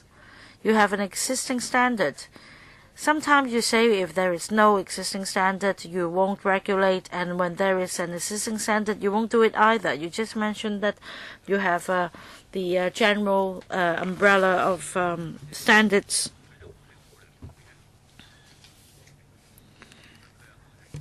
If we ban the use of coating, it would be unreasonable to implement the standard at the same time. So why don't you require this test be conducted according to DIN EN 15664/1? I think that this is also a leaching standard, but we also allow them to conduct a leaching test according to BS 6920. I'm sorry, it's a mix-up. But BS 692 is non-metallic. It should be 4020. This is Australian standard. Again, it is a leaching test. There should not be any coating. If there is coating, then AS 4020 will need to be conducted to ensure that the leaching is not harmful, and that's a kind of regulation. For the German standard, again, there is a leaching test for that standard. I don't want to provide a standard for coating because we don't encourage that. But if there is coating, we have the applicable tests. Well, I can be the most tolerant. If you have a suspicion, you can request a test, right? So why don't you include the German and Australian standard, DIN or AS? Deputy Director, is the German standard different from the Australian standard? Mr. Lau. For the DEN 15664 is prolonged leaching test, whereas the Australian standard AS 4020, the test takes a shorter time, from 1 to 9 days. So you can know the test result quicker, but they serve the same purpose.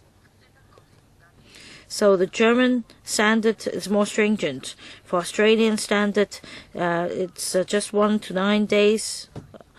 So I think that instead of using the German standard, you can use the Australian standard. We are using it, Chairman. Well, if you're using it, why don't you include it in the regulation as well? If you're already using it, you can just make it clear for everybody to follow. Your approach is not to expressly provide it in the regulation. It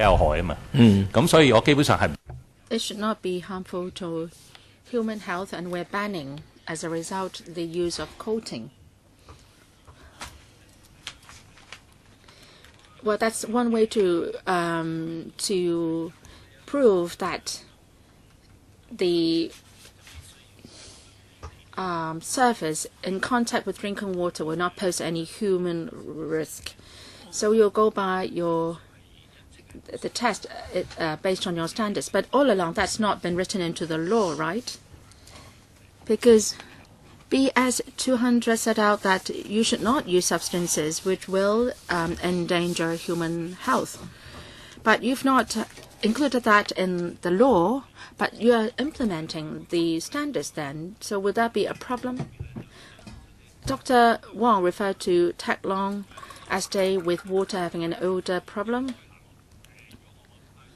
Let me go back and check.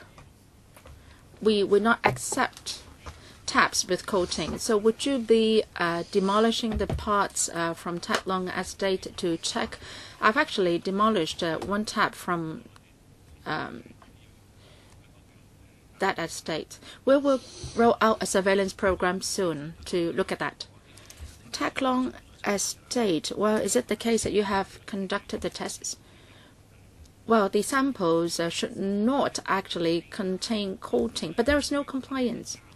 Maybe in the course of installation, there may be some problems with quality control, and the workmanship is not that good, maybe. So that's a problem with quality control, and we have to maybe do some random checking. So you are saying that it's not a problem with the legislation. It's just that there is some problem with the monitoring. Mr. Lang Kwok-hong. Sorry, the speaker is not coming through. People have to know whether they are breaching the law. The staff must have the law to go by if they enforce the law. If it is not written in the law, then there's no question of breaching the law. I don't get it. What's the purpose of amending the regulation? One, you have to fulfill certain legislative intent, and people are made well aware of their own responsibilities. So if people know their responsibility, then they would try to abide by the law. So if there are gray areas, then people will be unknowingly breaking the law. Or if they know that they are breaking the law, they're still doing it. Now, you say that there is this law saying that substances which are harmful to human health should not be used in the plumbing components. So we go by the statutory law. Say, if you write into the law that Hong Kong government must ensure the safety of drinking water in Hong Kong, you have to draw up legislation to ensure that this is being done. And after legislating, you may still have codes of practice and so on.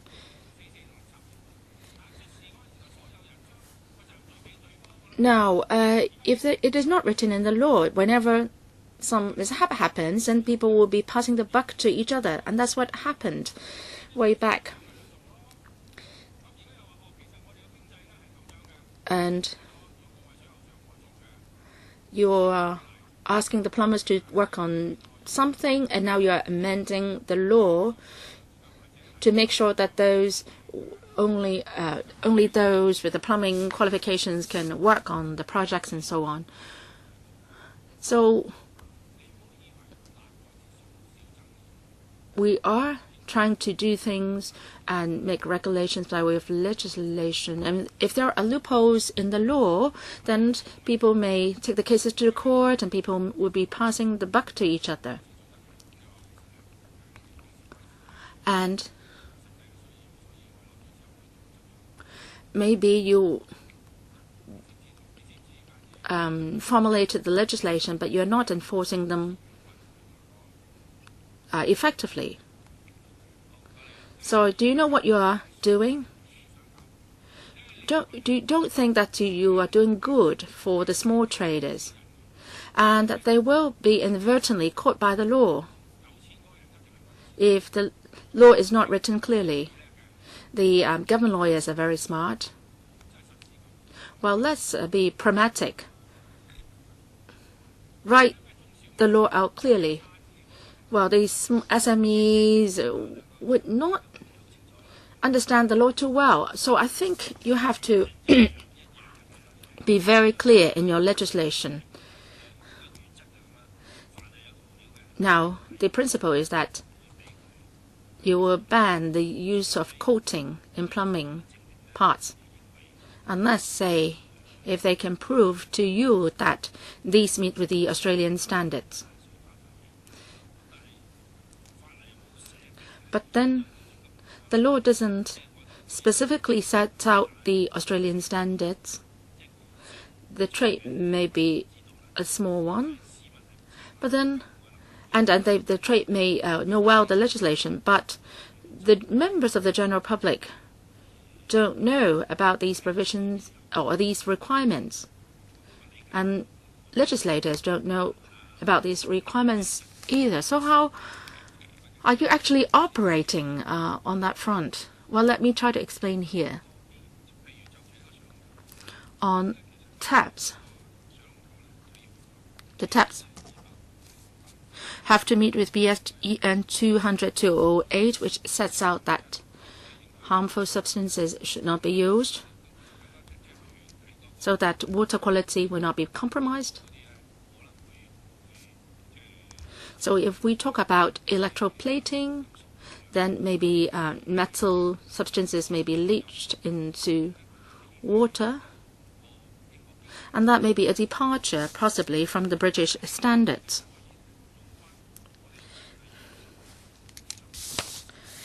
And then we can use 22 then, saying that if there is a departure from the prescribed specifications, then the WA will consider whether there is any adverse impact on the efficiency of the supply and the water quality.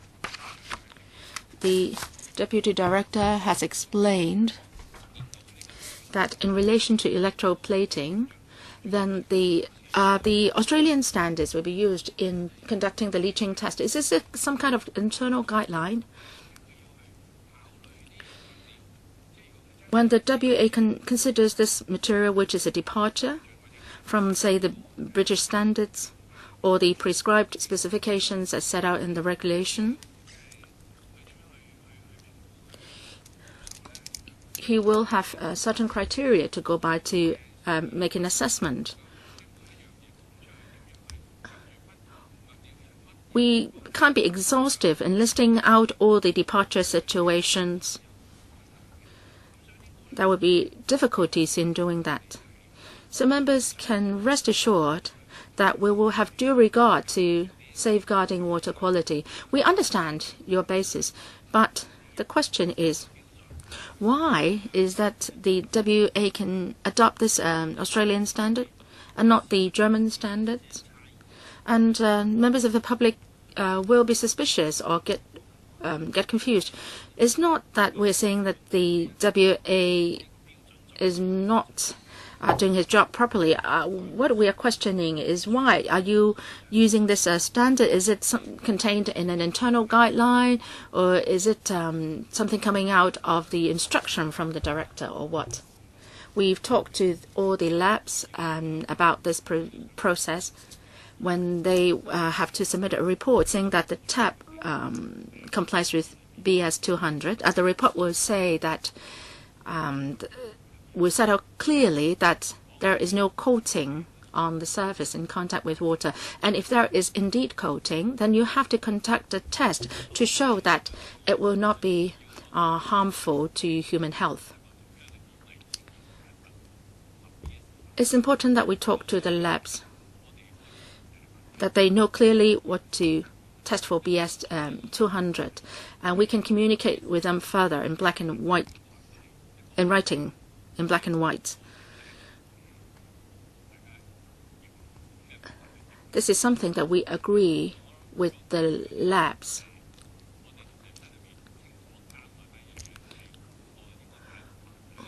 Well, we should talk clearly to the labs about this, and it's better than we just that we put it in the law, because later on in the future there may be other substances coming up in contact with water which are harmful, but that is not coating. It may be some other materials.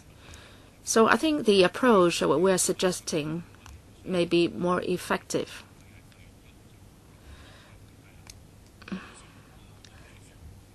Chairman, you can talk to the labs. Of course, well, the clearer in the communication is, the better it is, because they are going to do the test for the clients. And if you tell them categorically that you have to test the nickel, the chromium, the lead, and cadmium, and so on. And for the nickel and the chromium, they will be leached into water. And as the tap can supply both hot water and cold water, and the, well, more metals will get into the hot water still even. Well, maybe I can give you the choice. You can use Australian standards or German standards. Now, if you say Australian standard is okay, then the clients will not opt for the German standards, which will, take a longer period to test. Well, you can provide Australian and German standards for the choice of the labs and the clients. I would like the government to keep on these standards, but I think as long as you are clear about the standards, then that's good. Then people know what to follow. Now, if Australian standards are good enough, I will not opt for the German standards, DIM, because it's more costly. Yes, we can do that. Maybe we can issue a clear set of guidelines to all labs and also the trade, spelling out clearly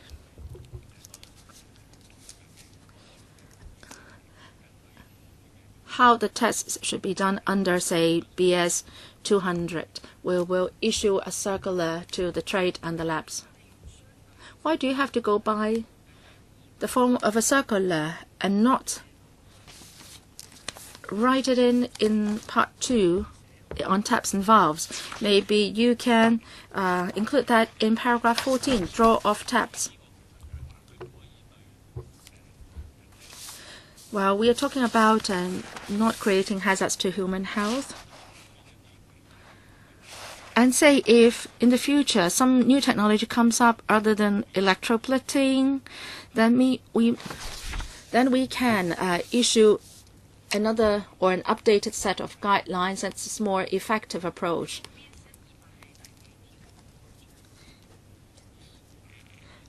BS 200, which paragraph is it in? BS 200, yes. Which regulation is it in? 14A. Part 2, 14A. Yes, I can see it. For single tap type, combination tap types, self-closing tap type, etc., they come with their own British standards. Does it include the chromium and nickel tests? And there is a clause 5.1 which sets out clearly that any surface which is in contact with water should not create hazards to human health. So that's why I said that we will issue clear guidelines to the trade to tell them exactly how the standards should be met. Once you've got the guidelines, can you pass them on to us? Thank you. Any further question on this part? Okay, let's continue then. Part 3. Sorry. Hang on. Legal advisor just reminded me that in relation to Part 2, paragraph 22, she has proposed an addition. Point number 5 in your paper. Yes, Chairman. This is in relation to the pipes and fittings, about taps.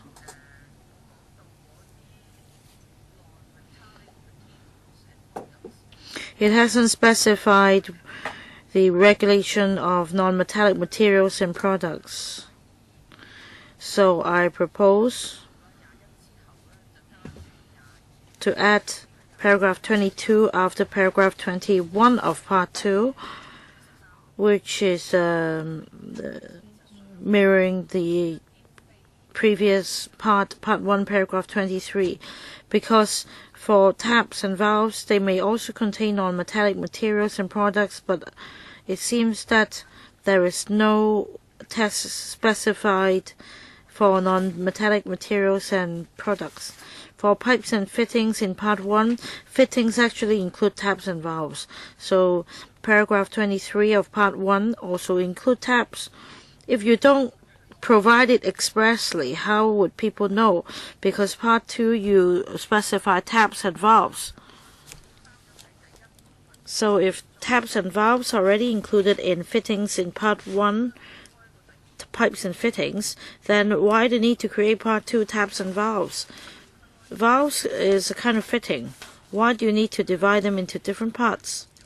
Because the most important point about fittings is to set out the relevant standards. So we have done so, whereas for taps and valves in part 2, we set out in detail the British standards applicable, whereas in part 1 it is a general description referring to all pipes and fittings. There is a legal definition in the law about fittings, and it includes taps and valves. Chairman, I think it would be clearer if you provide it more explicitly so that taps suppliers and manufacturers will know that apart from inspecting the metallic materials, you also inspect non-metallic materials and products. And the standards applicable are those set out in part 1, the same standards applicable to pipes and fittings. Legal advisor Ms. Lau, legal draftman Ms. Lau, can you also respond to this point on pipes and fittings? As explained by the department in the Waterworks ordinance, it provides a definition of fittings which includes taps and valves. I recall in the drafting process I asked the same question about the relationship between the different parts. Perhaps they've forgotten. And in fact, part 1 fittings include all materials. Part 2, taps and valves, of course, for part 3 and part 4. Some other additional requirements on the different materials. Maybe the department can confirm that, because we had this discussion back then. That's the arrangement of the Waterworks regulations in existence, and we therefore keep the arrangement. I think it would be clearer if we add the details. Say if a supplier only sells taps and valves, then he may only refer to this part. And if you don't copy the whole paragraph, you can say that part 1, paragraph so and so applies to taps and valves. Or perhaps in the previous part, you can specify that fittings also, the regulation of fittings also apply to the other parts.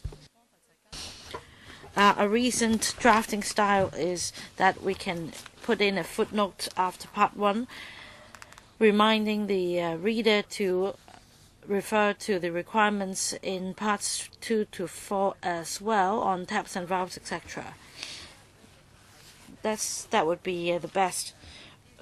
On the contrary, I think for part 1, for non-metallic materials and products, the regulations in part 1 also applies to part 2 to 4. You can just put in this sentence.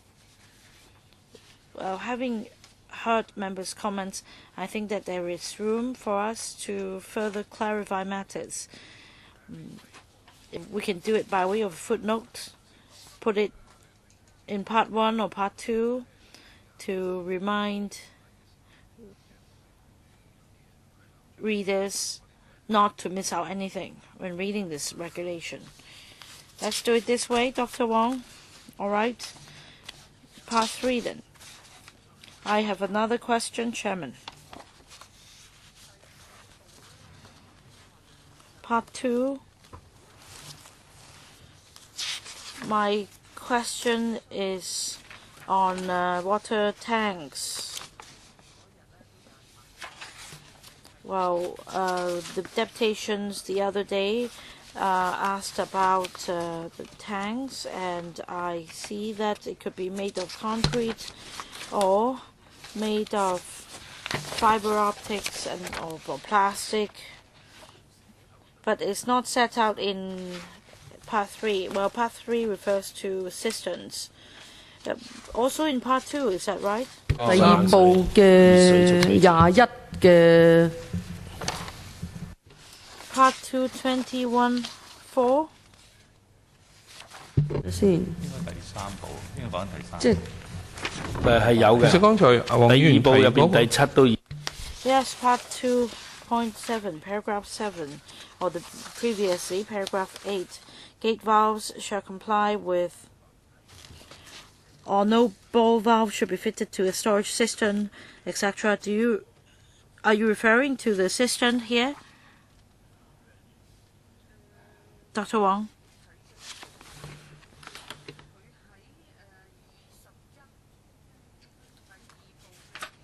Part 2, 21, point number 6. It says that in the schedule, Parts 3, 4 to 7 will be repealed to be replaced by 4 to 7, and then 4, 5, 6, and then 7A, B. 3部啦，第三部係第三部嚟。呢個已經係 That's in Part 3, Dr. Wong. Yes, cold water cisterns. 我相信你提嗰個呢，就係裏邊第 I think that you're referring to Part 3, Section 2, which says that a cistern must be watertight, of adequate strength, properly supported, and be made of concrete, stainless steel, or fiberglass. 或其他認可材料建造，呢個就係原文。咁我哋而家建議咧修訂。And that's the original paragraph. Every cistern should be watertight, of adequate strength, properly supported, and should be constructed of concrete, galvanized, mild steel, or other approvable material. And we're amending it to a cistern must be watertight, of adequate strength, properly supported, and be made of concrete, stainless steel, or fiberglass. I think they were referring to page 16 of the Chinese version or page 18 of the English version. So are there standards to follow in relation to concrete, stainless steel, or fiberglass? Fiberglass, the standard should be BS 6920, right? Right. That's why in paragraph 23 of Part 1, it applies to all non-metallic materials in Parts 2 to 4. In that case, I think that a footnote should be provided. When the first non-metallic materials or products first appear, you should state that they also apply to Parts 2 to 4.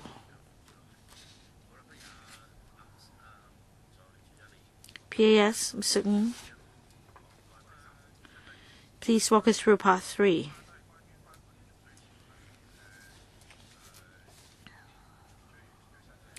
Part 3 relates to the updated standards for cisterns, and I'll see if members have other questions on that.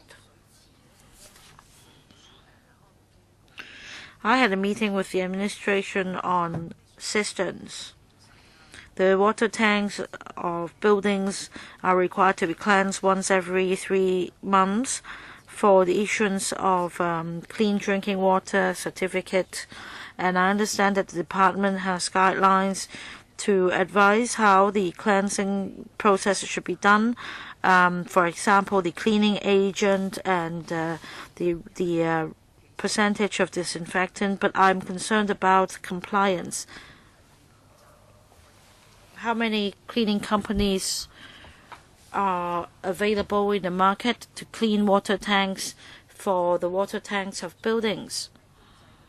And does the department have a mechanism to ensure that they're following your guidelines on the use of cleaning agent and the cleaning process? How long should the water tank be cleansed?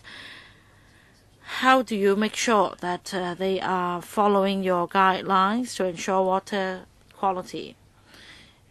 Basically, for registered users, namely registered agents under the legislation, they have the responsibility of ensuring cleanliness of water tanks of buildings. We have the quality water supply system of buildings scheme in place, and we will in due course consider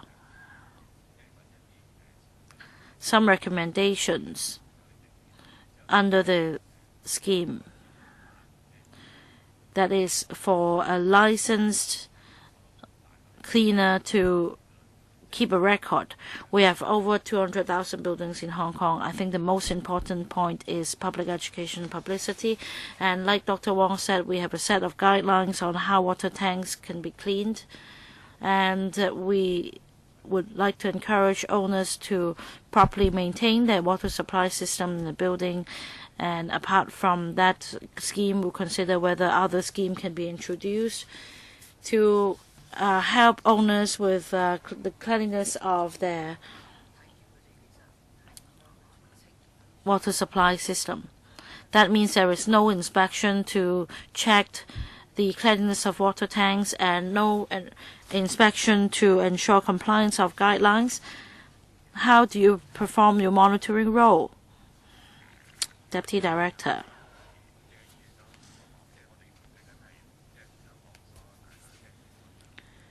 Well, we're talking about large building stock in Hong Kong.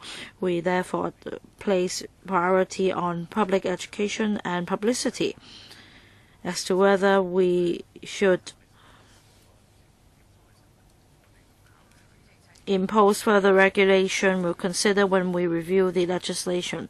I'd like to put it on record. I'd like the administration to provide paper and do follow-up action, because we're concerned about the standard of cleaning companies. If they do not follow the guidelines, then we cannot ensure the safety of drinking water. Let's say if they use chemicals not stipulated in the guidelines in cleaning the water tanks, then that may cause more problems. If the water tanks are not cleansed, however, there may be germs, and we have a lot of private buildings housing many households. I think that you should think about what to do. Please also include that in the paper. Any other questions? Part 4.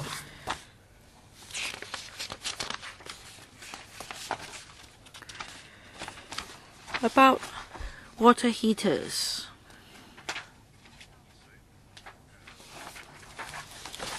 Or hot water inside services. In previous meetings, we already discussed this part.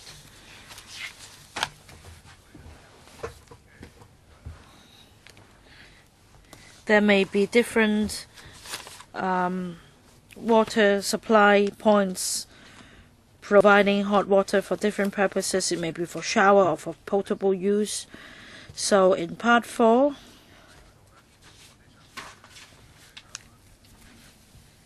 we would like to add this part about hot water inside services for non-potable uses. The details are as set out. Basically, it's not related to drinking water. So you will add in the word non-drinking water, right? Dr. Helena Wong. It makes it clearer. I agree. The legal advisor said that there is no definition of water heater previously. So in part 4, it talks mainly about, say, water heater for shower purposes, for non-potable uses. So you might as well be clear about it, is water heater for providing non-drinking water and hot water inside services, how that should be dealt with. I don't have particular comment on this one, but I would like to suggest adding in a part on water heater for providing drinking water after the part on non-drinking water.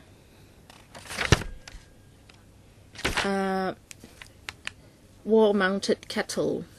During the lead in water incident, we asked the administration to test water samples from schools, and coincidentally, we found that the water-mounted kettle can provide waters with lead, and the government has bought 6 kettles for testing, and 5 out of 6 have leached heavy metals.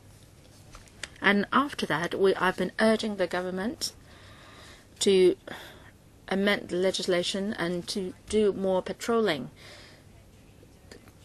Such kettles are so commonly used in our pantry, in schools, in kindergartens, in Chinese restaurants. All these places use wall-mounted kettles. So we don't have any legislation to regulate these products now.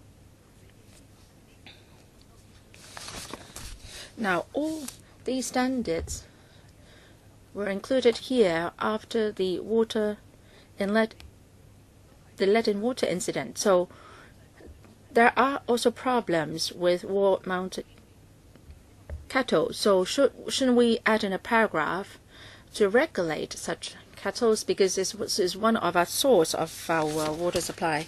In my suggestion, this is how it goes. I've talked to the administration, and they said that there is no existing standard of wall-mounted kettles. They don't want to put it here.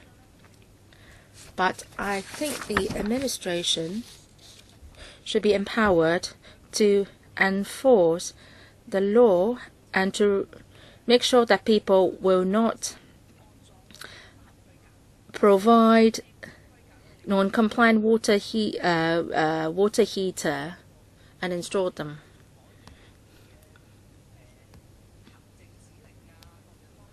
Maybe later on you can use administrative orders or even in the principal ordinance to follow up on this. And I suggest that you should add in this paragraph on water heater for drinking water. So I suggest that we add in the paragraph 12 in part 4, and that is for water heater for drinking water.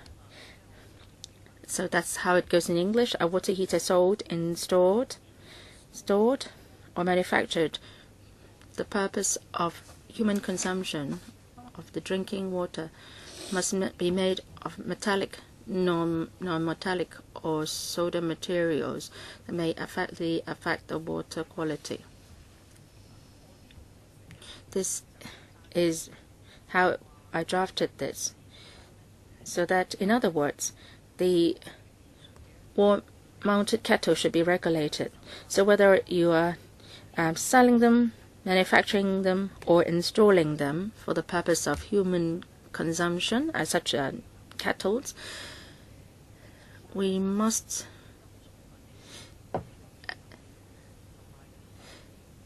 ensure that the metallic, non-metallic, or soda materials used will firstly affect the water quality. You have certain standards on water quality already, the WHO standards, and the kettles are made of metallic or non-metallic materials.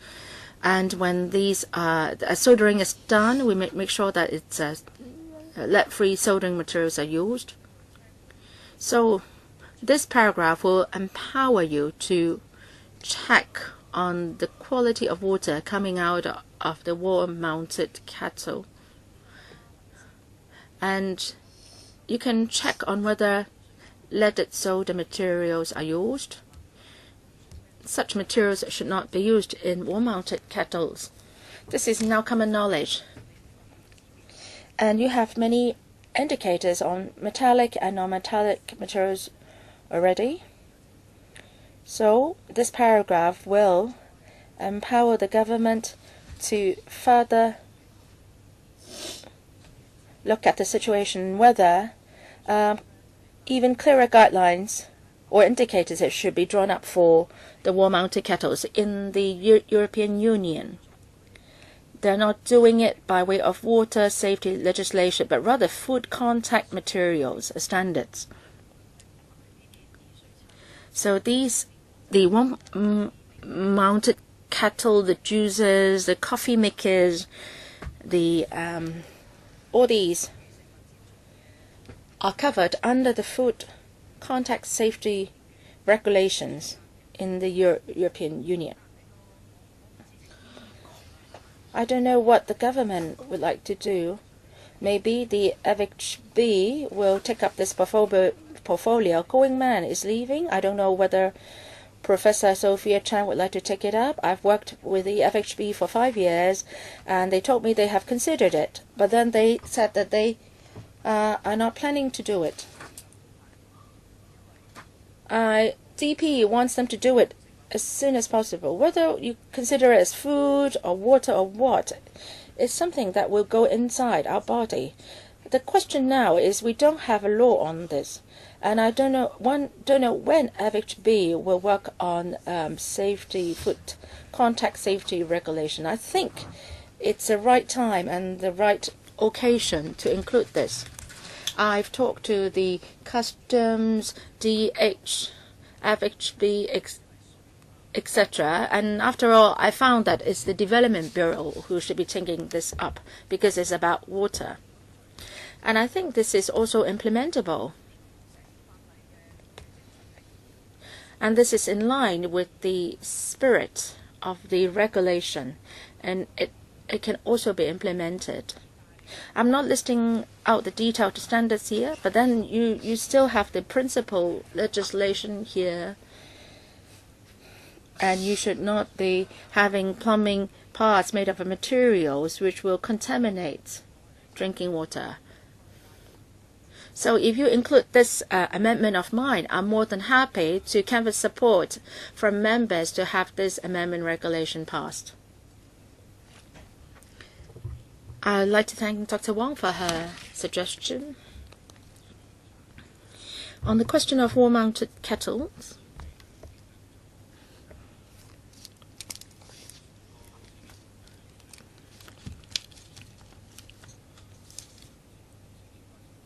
after the lead and water incident, we have done a lot. We have taken stock of the existing situation.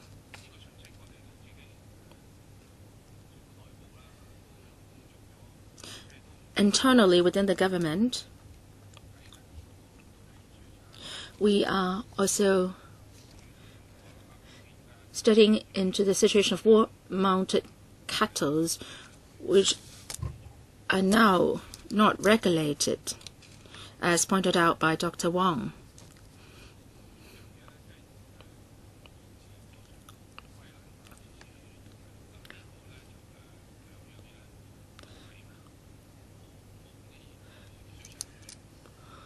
Well, the wall-mounted kettle is not covered under the Waterworks Amendment Regulation.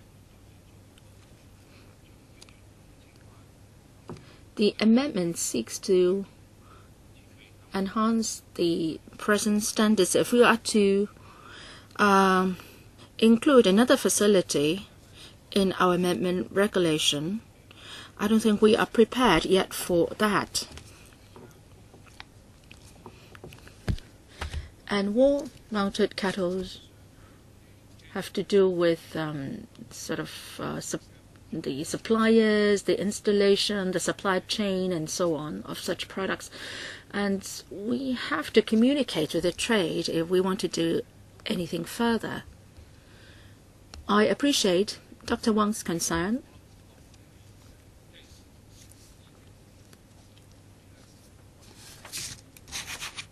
And the government thinks it must be dealt with, yes, and we are now working on it.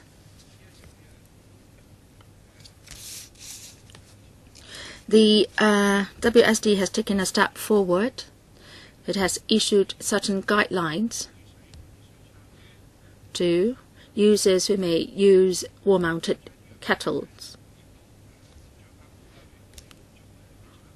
And they are also conducting certain tests on existing products on the market to see whether there is lead in the water supplied. And we're working on it now. And going forward, we will still further consider how to regulate wall-mounted kettles. And we will come back to the LegCo in due course on that. I'm sorry for the present amendment regulation exercise. I don't think that can be done. I'm very disappointed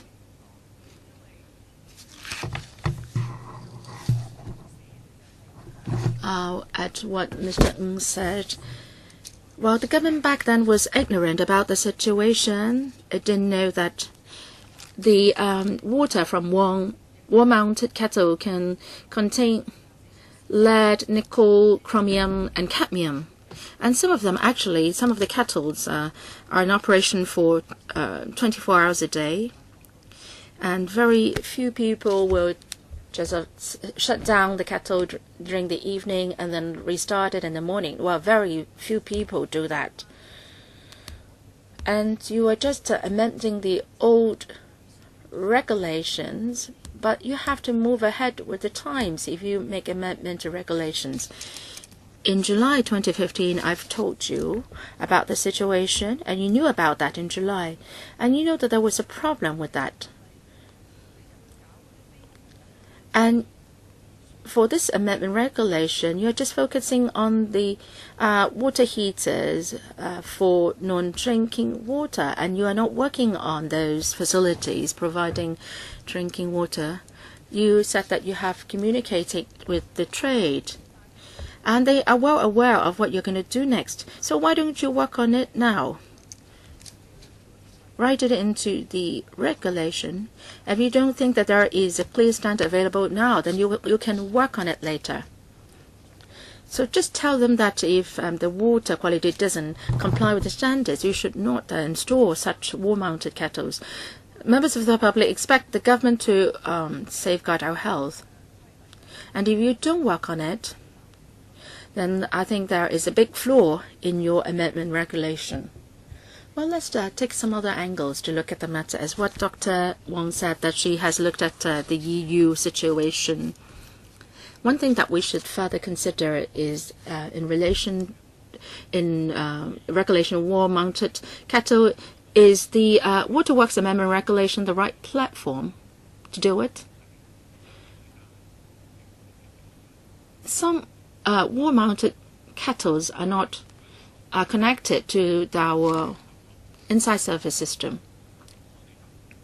Now, if they are not connected to the inside service, then we can't regulate them. So as rightly pointed out by Mr. Ng, is it the right time, the right venue to do it? So if we just try to put it into the present amendment regulation, then people can bypass the law easily in certain aspects. So we have to look into detail on what is the most effective approach to regulate such products. If we include this in the amendment regulation, is this going to be effective?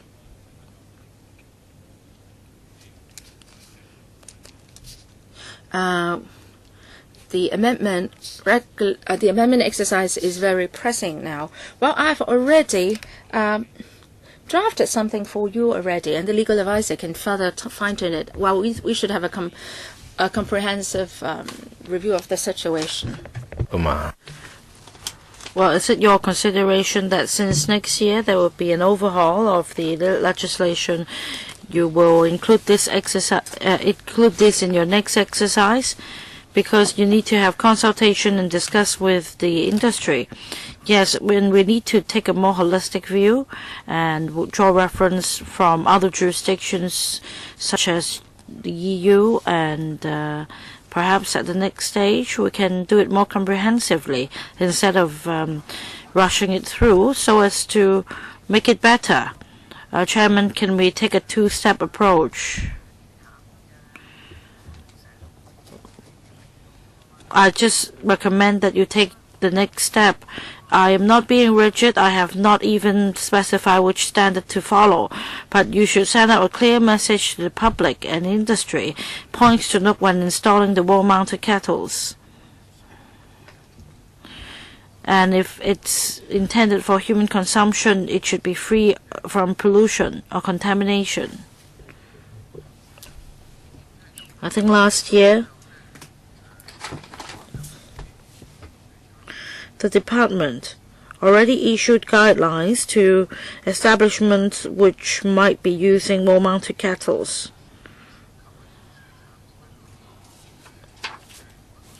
It also includes the overseas standards to follow when they procure such kettles. So the department has done its job in terms of kettles, and the department has also contacted the suppliers. The suppliers have conducted tests and have not found any problem with heavy metals in water. So, of course, at this moment, it is not ideal that legislation has yet to be enacted, and we're still following up on issues raised by Dr. Helena WONG to enhance the quality of and safety of drinking water. And next year, we're going to put up a package for consultation, and would like to take this exercise in one go. As for the use of kettles,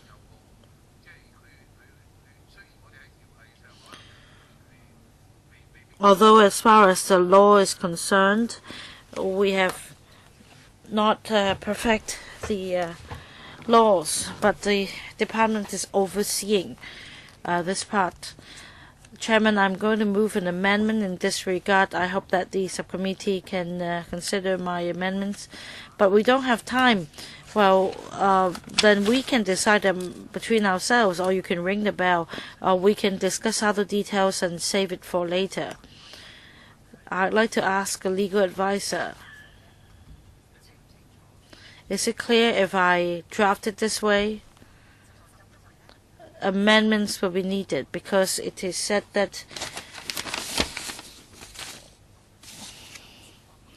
the water heater must be connected to the inside service or fire services installation, because it's in Schedule 2. Schedule 2 refers to drinking water, so it's not very appropriate to include that in Part 4.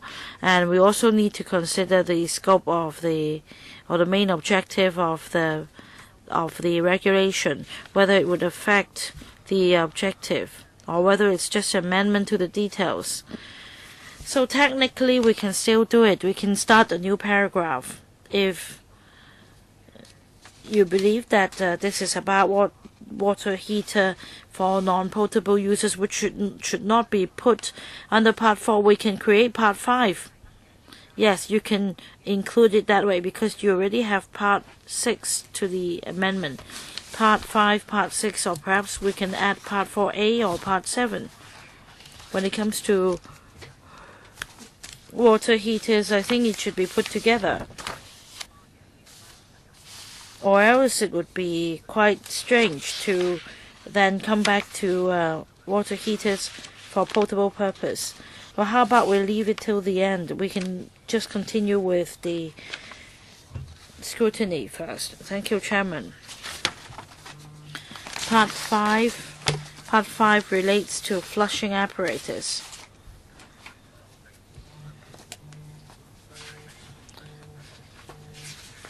some simple amendments. For example, paragraph 11, flushing valves must comply with the latest BS standards. This is also for non-potable use. So we're just including the latest standards. Any questions? Chairman, I have a question. For water meter and the pumps, they're not included in parts 1 to 4. The WSD, accordingly, is responsible for water meters. But there is no specification on the standards for metallic or non-metallic components, because there should be standards to follow, and also for pumps as well. Does it mean that there is no standard for the flushing devices? Well, we do specify the details in the contract. For water meter, the lead content should be less than 2.2%. So there is this requirement. As for the pumps,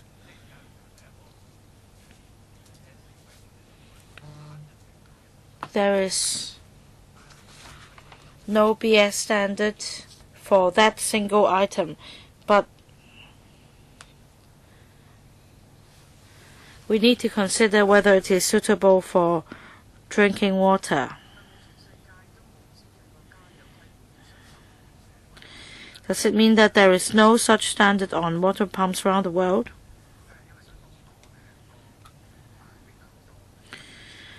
Well, there is quite a great variety of pumps depending on building design, and as a result there is no standard for pumps. Does it mean that pumps is not included in your approval form? No, there are standards for procuring pumps, and we can check the materials to see if they're in compliance just by visual inspection without any standards to follow. You can just take a look and decide whether the pumps are up to standard. Because the pumps will be made of materials that must follow certain standards. Say this, they can tell us this is BS so and so. Well, we do not have a standard for the pump itself, but for the materials we do have the standards. So why can't you stipulate that the materials of the water pumps must comply with certain standards such as cisterns, water heaters, taps and valves, etc.? For water pumps, it depends on the type of pumps and the quality of water required by the client. How can you let them decide that? Because you're the water supplies department, you're responsible for quality of water. Because the materials of water pump comes in a great variety. It could be copper alloy or other materials, a great variety. So when a pump is to be used, they need to submit papers to us for checking. But what do you rely on for checking?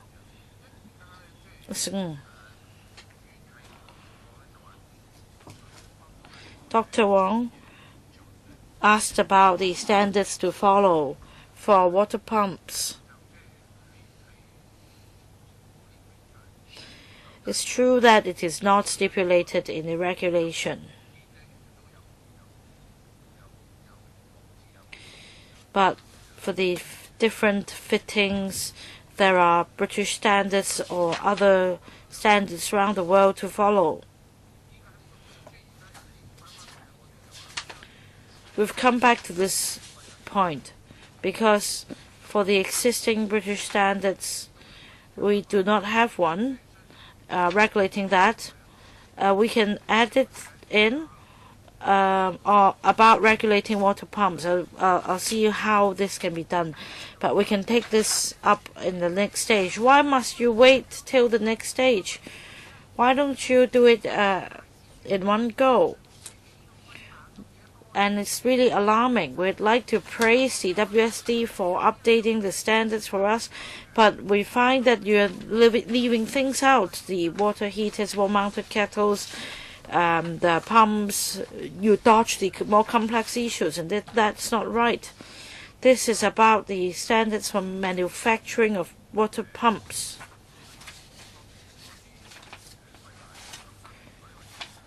And we do have provisions in the regulation on the use of pumps. As for the standards regulating the materials of pumps, I think we can leave it to the next stage. I think that Mr. Kong is the expert. I think he's in the know. You should fully capitalize on the experts in the government. You are the expert. You know that there are different standards. And when they submit the pumps for approval, you need to vet the application. So, of course, you know what criteria to adopt and whether the pumps can meet the requirements. I just want to know what are the difficulties in not expressly providing that in the regulation. The WSD procures pumps as well, and as mentioned just now, the specifications may be very complicated. We need some time to put this in the regulation because the exercise on this occasion is about updating standards. If we need to start afresh, it will take some time. I believe in our next stage we can deal with this issue of water pumps. Well, the Technical Committee on Plumbing Materials provides exactly this platform because we have representatives from suppliers, and we can include this in the regulation. Can the government tell me what the difficulty is? Is it because this is objected by suppliers, or is it that it's too complicated beyond your capability? I can just say that at this stage, we'd like to see it through as soon as possible. If we need to add something new in the existing regulation, like the water pumps standards, we need to be careful because, well, but can you tell me that at the moment when installing pumps there is no stipulation and no approval required from the department, we must be told what pump would be used, and would the certificate be required about the standard of water pumps? Mr.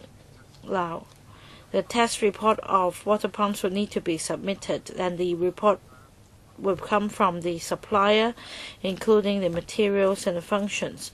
And we basically read the report. Responding to the member's point, the difficulty facing us is that we're discussing with the industry already, including water pump supplier and testing agencies, and we're looking into this matter at the TCP, especially on the setting of standards for testing organizations. Does it mean that the testing agencies at the moment can or cannot perform these tests? It's a destructive test. So we need to find ways to lower costs as much as possible, because if a pump is taken to the lab, you may need to take it down for tests. Any non-destructive tests available. What about migration tests? And we are discussing the relevant matters with the industry. I think that this is really a paradox. You ask people to submit applications for your approval, and you also check the certificates from their test labs, but you cannot tell what standards are acceptable. You are working on it now, but things are so unclear. Well, tests are something very scientific. You have to be very clear about them. Say if I want to sell pumps, then I don't know what standards are you adopting to tell me whether my pumps are acceptable or not. And if I am working in the lab, then I don't know what standards are you following. Maybe you are just looking at the physical properties when you conduct the destructive tests, and maybe you would be conducting some other tests for some other pumps. So if you don't write it into the law, what standards would you go by in checking on the pumps? I don't follow. As pointed out by Mr. Lau, this is exactly what we are doing. We want to come up with a package, and we have to consider the issue of non-destructive tests. Pumps are not like taps. Taps are cheaper, but the pumps are more expensive, and if you we use a destructive test, it would be very costly. So Mr. Lau is looking together with the trade on how the standard should be written into law. You're talking about costs now. Pumps are an expensive component, unlike valves and taps. We would expedite our discussions with the trade, and we will try to write that into the law in the next stage. Well, please put that on record, Chairman. Please, we must chase them up. I find this regulation very strange. The important parts are left out. The expensive items are not included, whereas the cheaper items are included. This is not logical. They just want to update the existing or the old standards as soon as possible. And in what country in the world would they regulate first on the cheap items first and the expensive items later? Only Hong Kong is having that approach. I think we're finished with the clause-by-clause scrutiny, and now we are left with the amendment moved by Mr. Dr. Helena Wong, and that is 25(2). No, that's not it. Yes, you would consider including that, or what? Well, we said that after the meeting we will see how the wordings should be made more precise. So we're now discussing the last item. It's 25(2). You have not accepted that, right? Yes, we will further discuss that. Well, if that is the case, which one? Sorry, Chairman.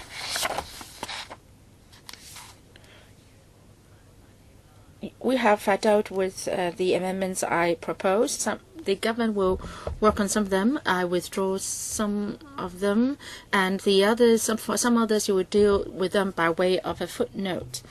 And the only thing left is the wall-mounted kettles.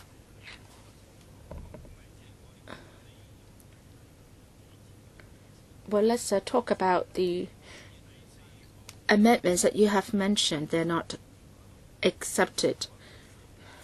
The part 4, add in a paragraph 12. The wall-mounted kettle, you're not going to deal with them. Right, okay.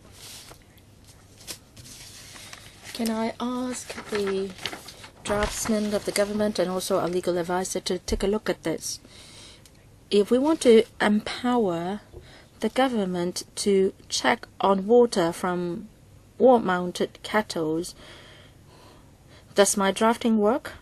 And that is, a water heater sold, installed, or manufactured for the purpose of human consumption of the drinking water must not be made of metallic, non-metallic, or certain materials that may adversely affect the water quality.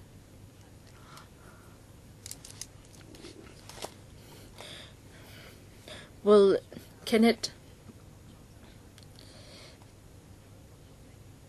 give the WSD the power to follow up on the sale, installation, and manufacture of wall-mounted kettles?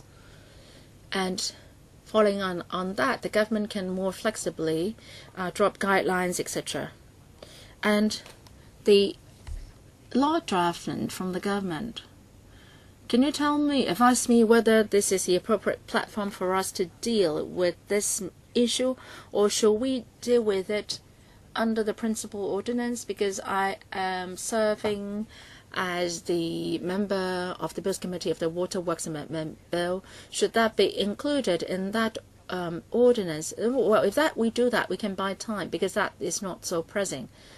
And if that can be done with the Waterworks Amendment Bill, then I will withdraw it here. Can that be done under the work of the Waterworks Amendment Bill? I will defer to Ms. Lau to give us advice. I think we have to be thinking about it in more detail. There's several issues first.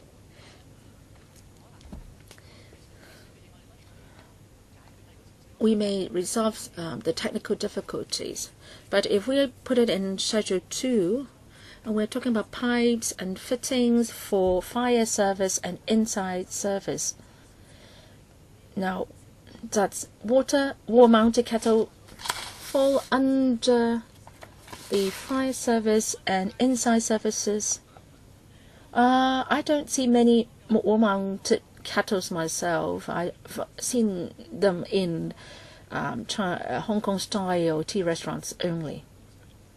Now, the first thing that we have to be mindful is that it should fall under the fire services and inside services.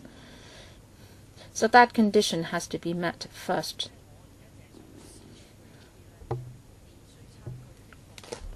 For wall-mounted kettles, they may be connected to the inside services. Can we not first work on these first? I'm not talking about the coffee makers and other things like that and the like. I'm talking about the wall-mounted kettles connected to the inside services. Mr. Wong, there is a definition to inside services, and that is pipings for supplying water. And for the water heater, it is actually installed within the inside services. But then our view all along is not wall-mounted kettle is not a facility or a component in the inside services. Without it, we can still supply water within the inside services.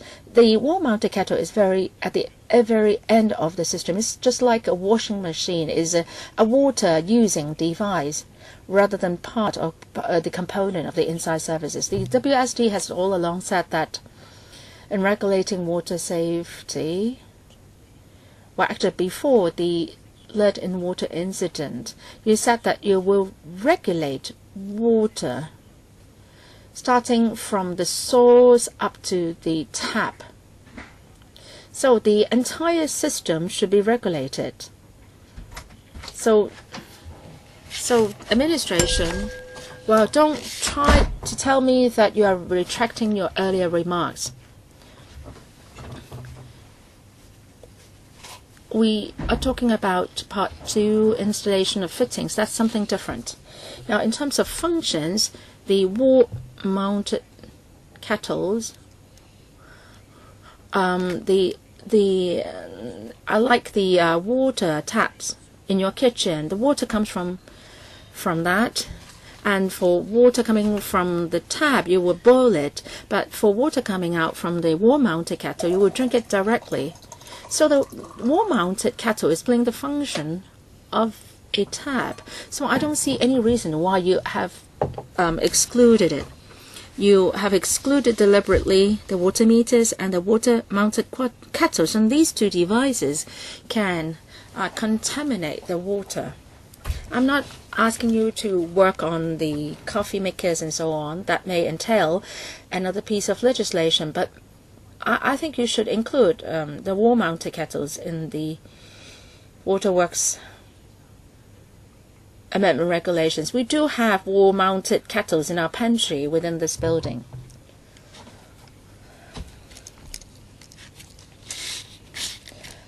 I must say that when we talk about guaranteeing safety of water up to the tap, actually we are working on that all along. We will not renege on our promise.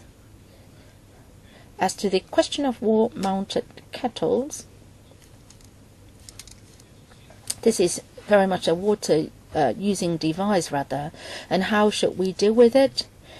Should we work on it under the Waterworks regulation? I think that's subject to further study. My view is that we have to consider it further before we put in any further regulation or enforce the law.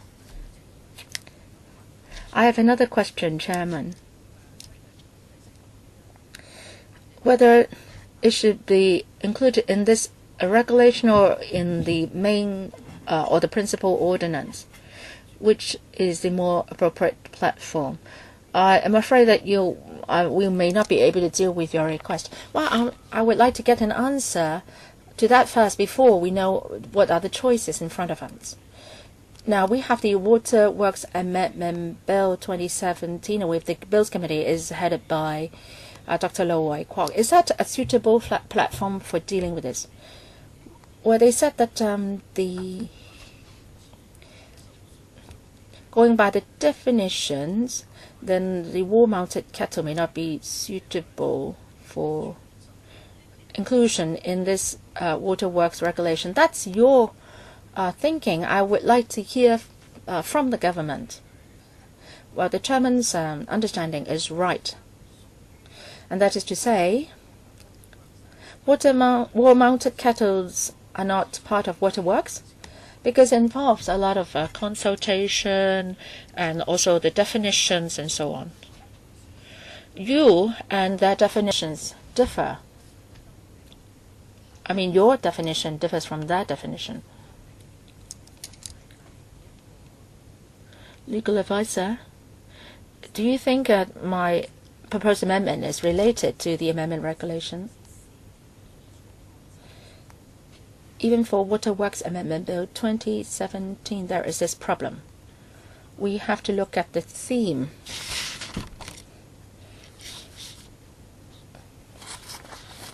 I am not saying that they do not match with the theme, but we have to look further. So the same problem applies to both the Waterworks Amendment Bill and also the amendment regulation. We have to be mindful of the timing, Dr. Wong. I don't see any explanation why we should not deal with it here. So they said they need more time to study and do consultation. This is part of the component in the inside service. If you are including all the water taps, the valves, but you have missed out the pumps, which should also be included. We should have regulations on the metallic, non-metallic, or other materials used in pumps, and they should not adversely affect the water quality. I want to propose these two amendments. I think we're running out of time. I'm not saying that your amendments are not appropriate.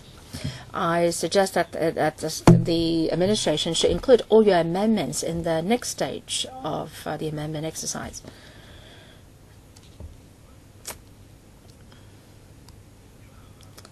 Dr. Helena Wong, I will move these amendments. You suggest that these amendments should be moved by the subcommittee. It's just me, you, and myself here. We don't have a quorum, so let's ring the bell. So would the Secretariat please ring the bell? Are you moving a motion? All right, so you're formally moving a motion. Dr. Helena Wong moves a motion to amend 你講講好冇？Why don't you say it? Move that paragraph the paragraph 6B be added to part 4. Dr. Helena Wong, is it in part 4 or after part 4? To add paragraph 12 to part 4. But this is not part 4 now. Well, Dr. Wong, you can consider adding part 4A because part 4 refers to non-potable water, and you'd like to focus on drinking water. So, Dr. Wong, you may consider adding part 4A, but you can also add it as part 6 or part 7. Is it part 4A in part 4? No, part 4 capital A, because you have part 1, 2, 3, 4, 5, 6, 7. And you can have part 4 capital A. Or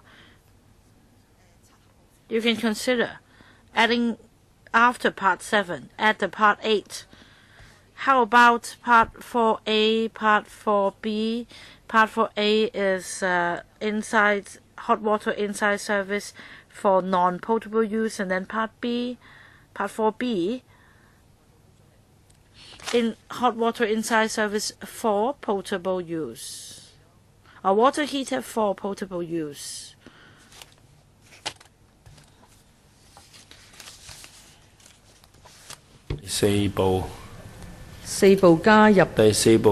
To add, part 4B. Well, the legal advisor has recommended part 4A after part 4, and then the government would need to change its part 4 into part 4A, that is for non-potable use, and then part 4B for potable use.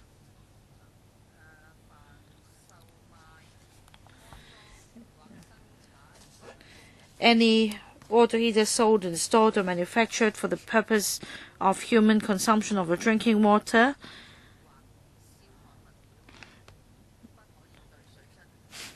must not be made of metallic,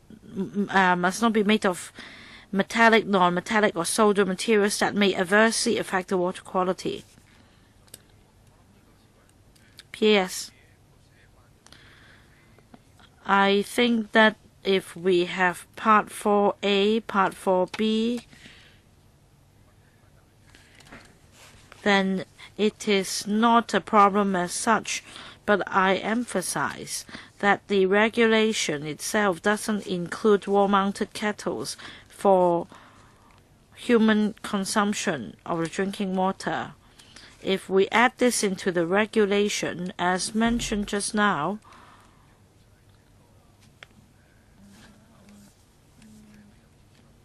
we have not gone through consultation. We have not considered that thoroughly at this moment.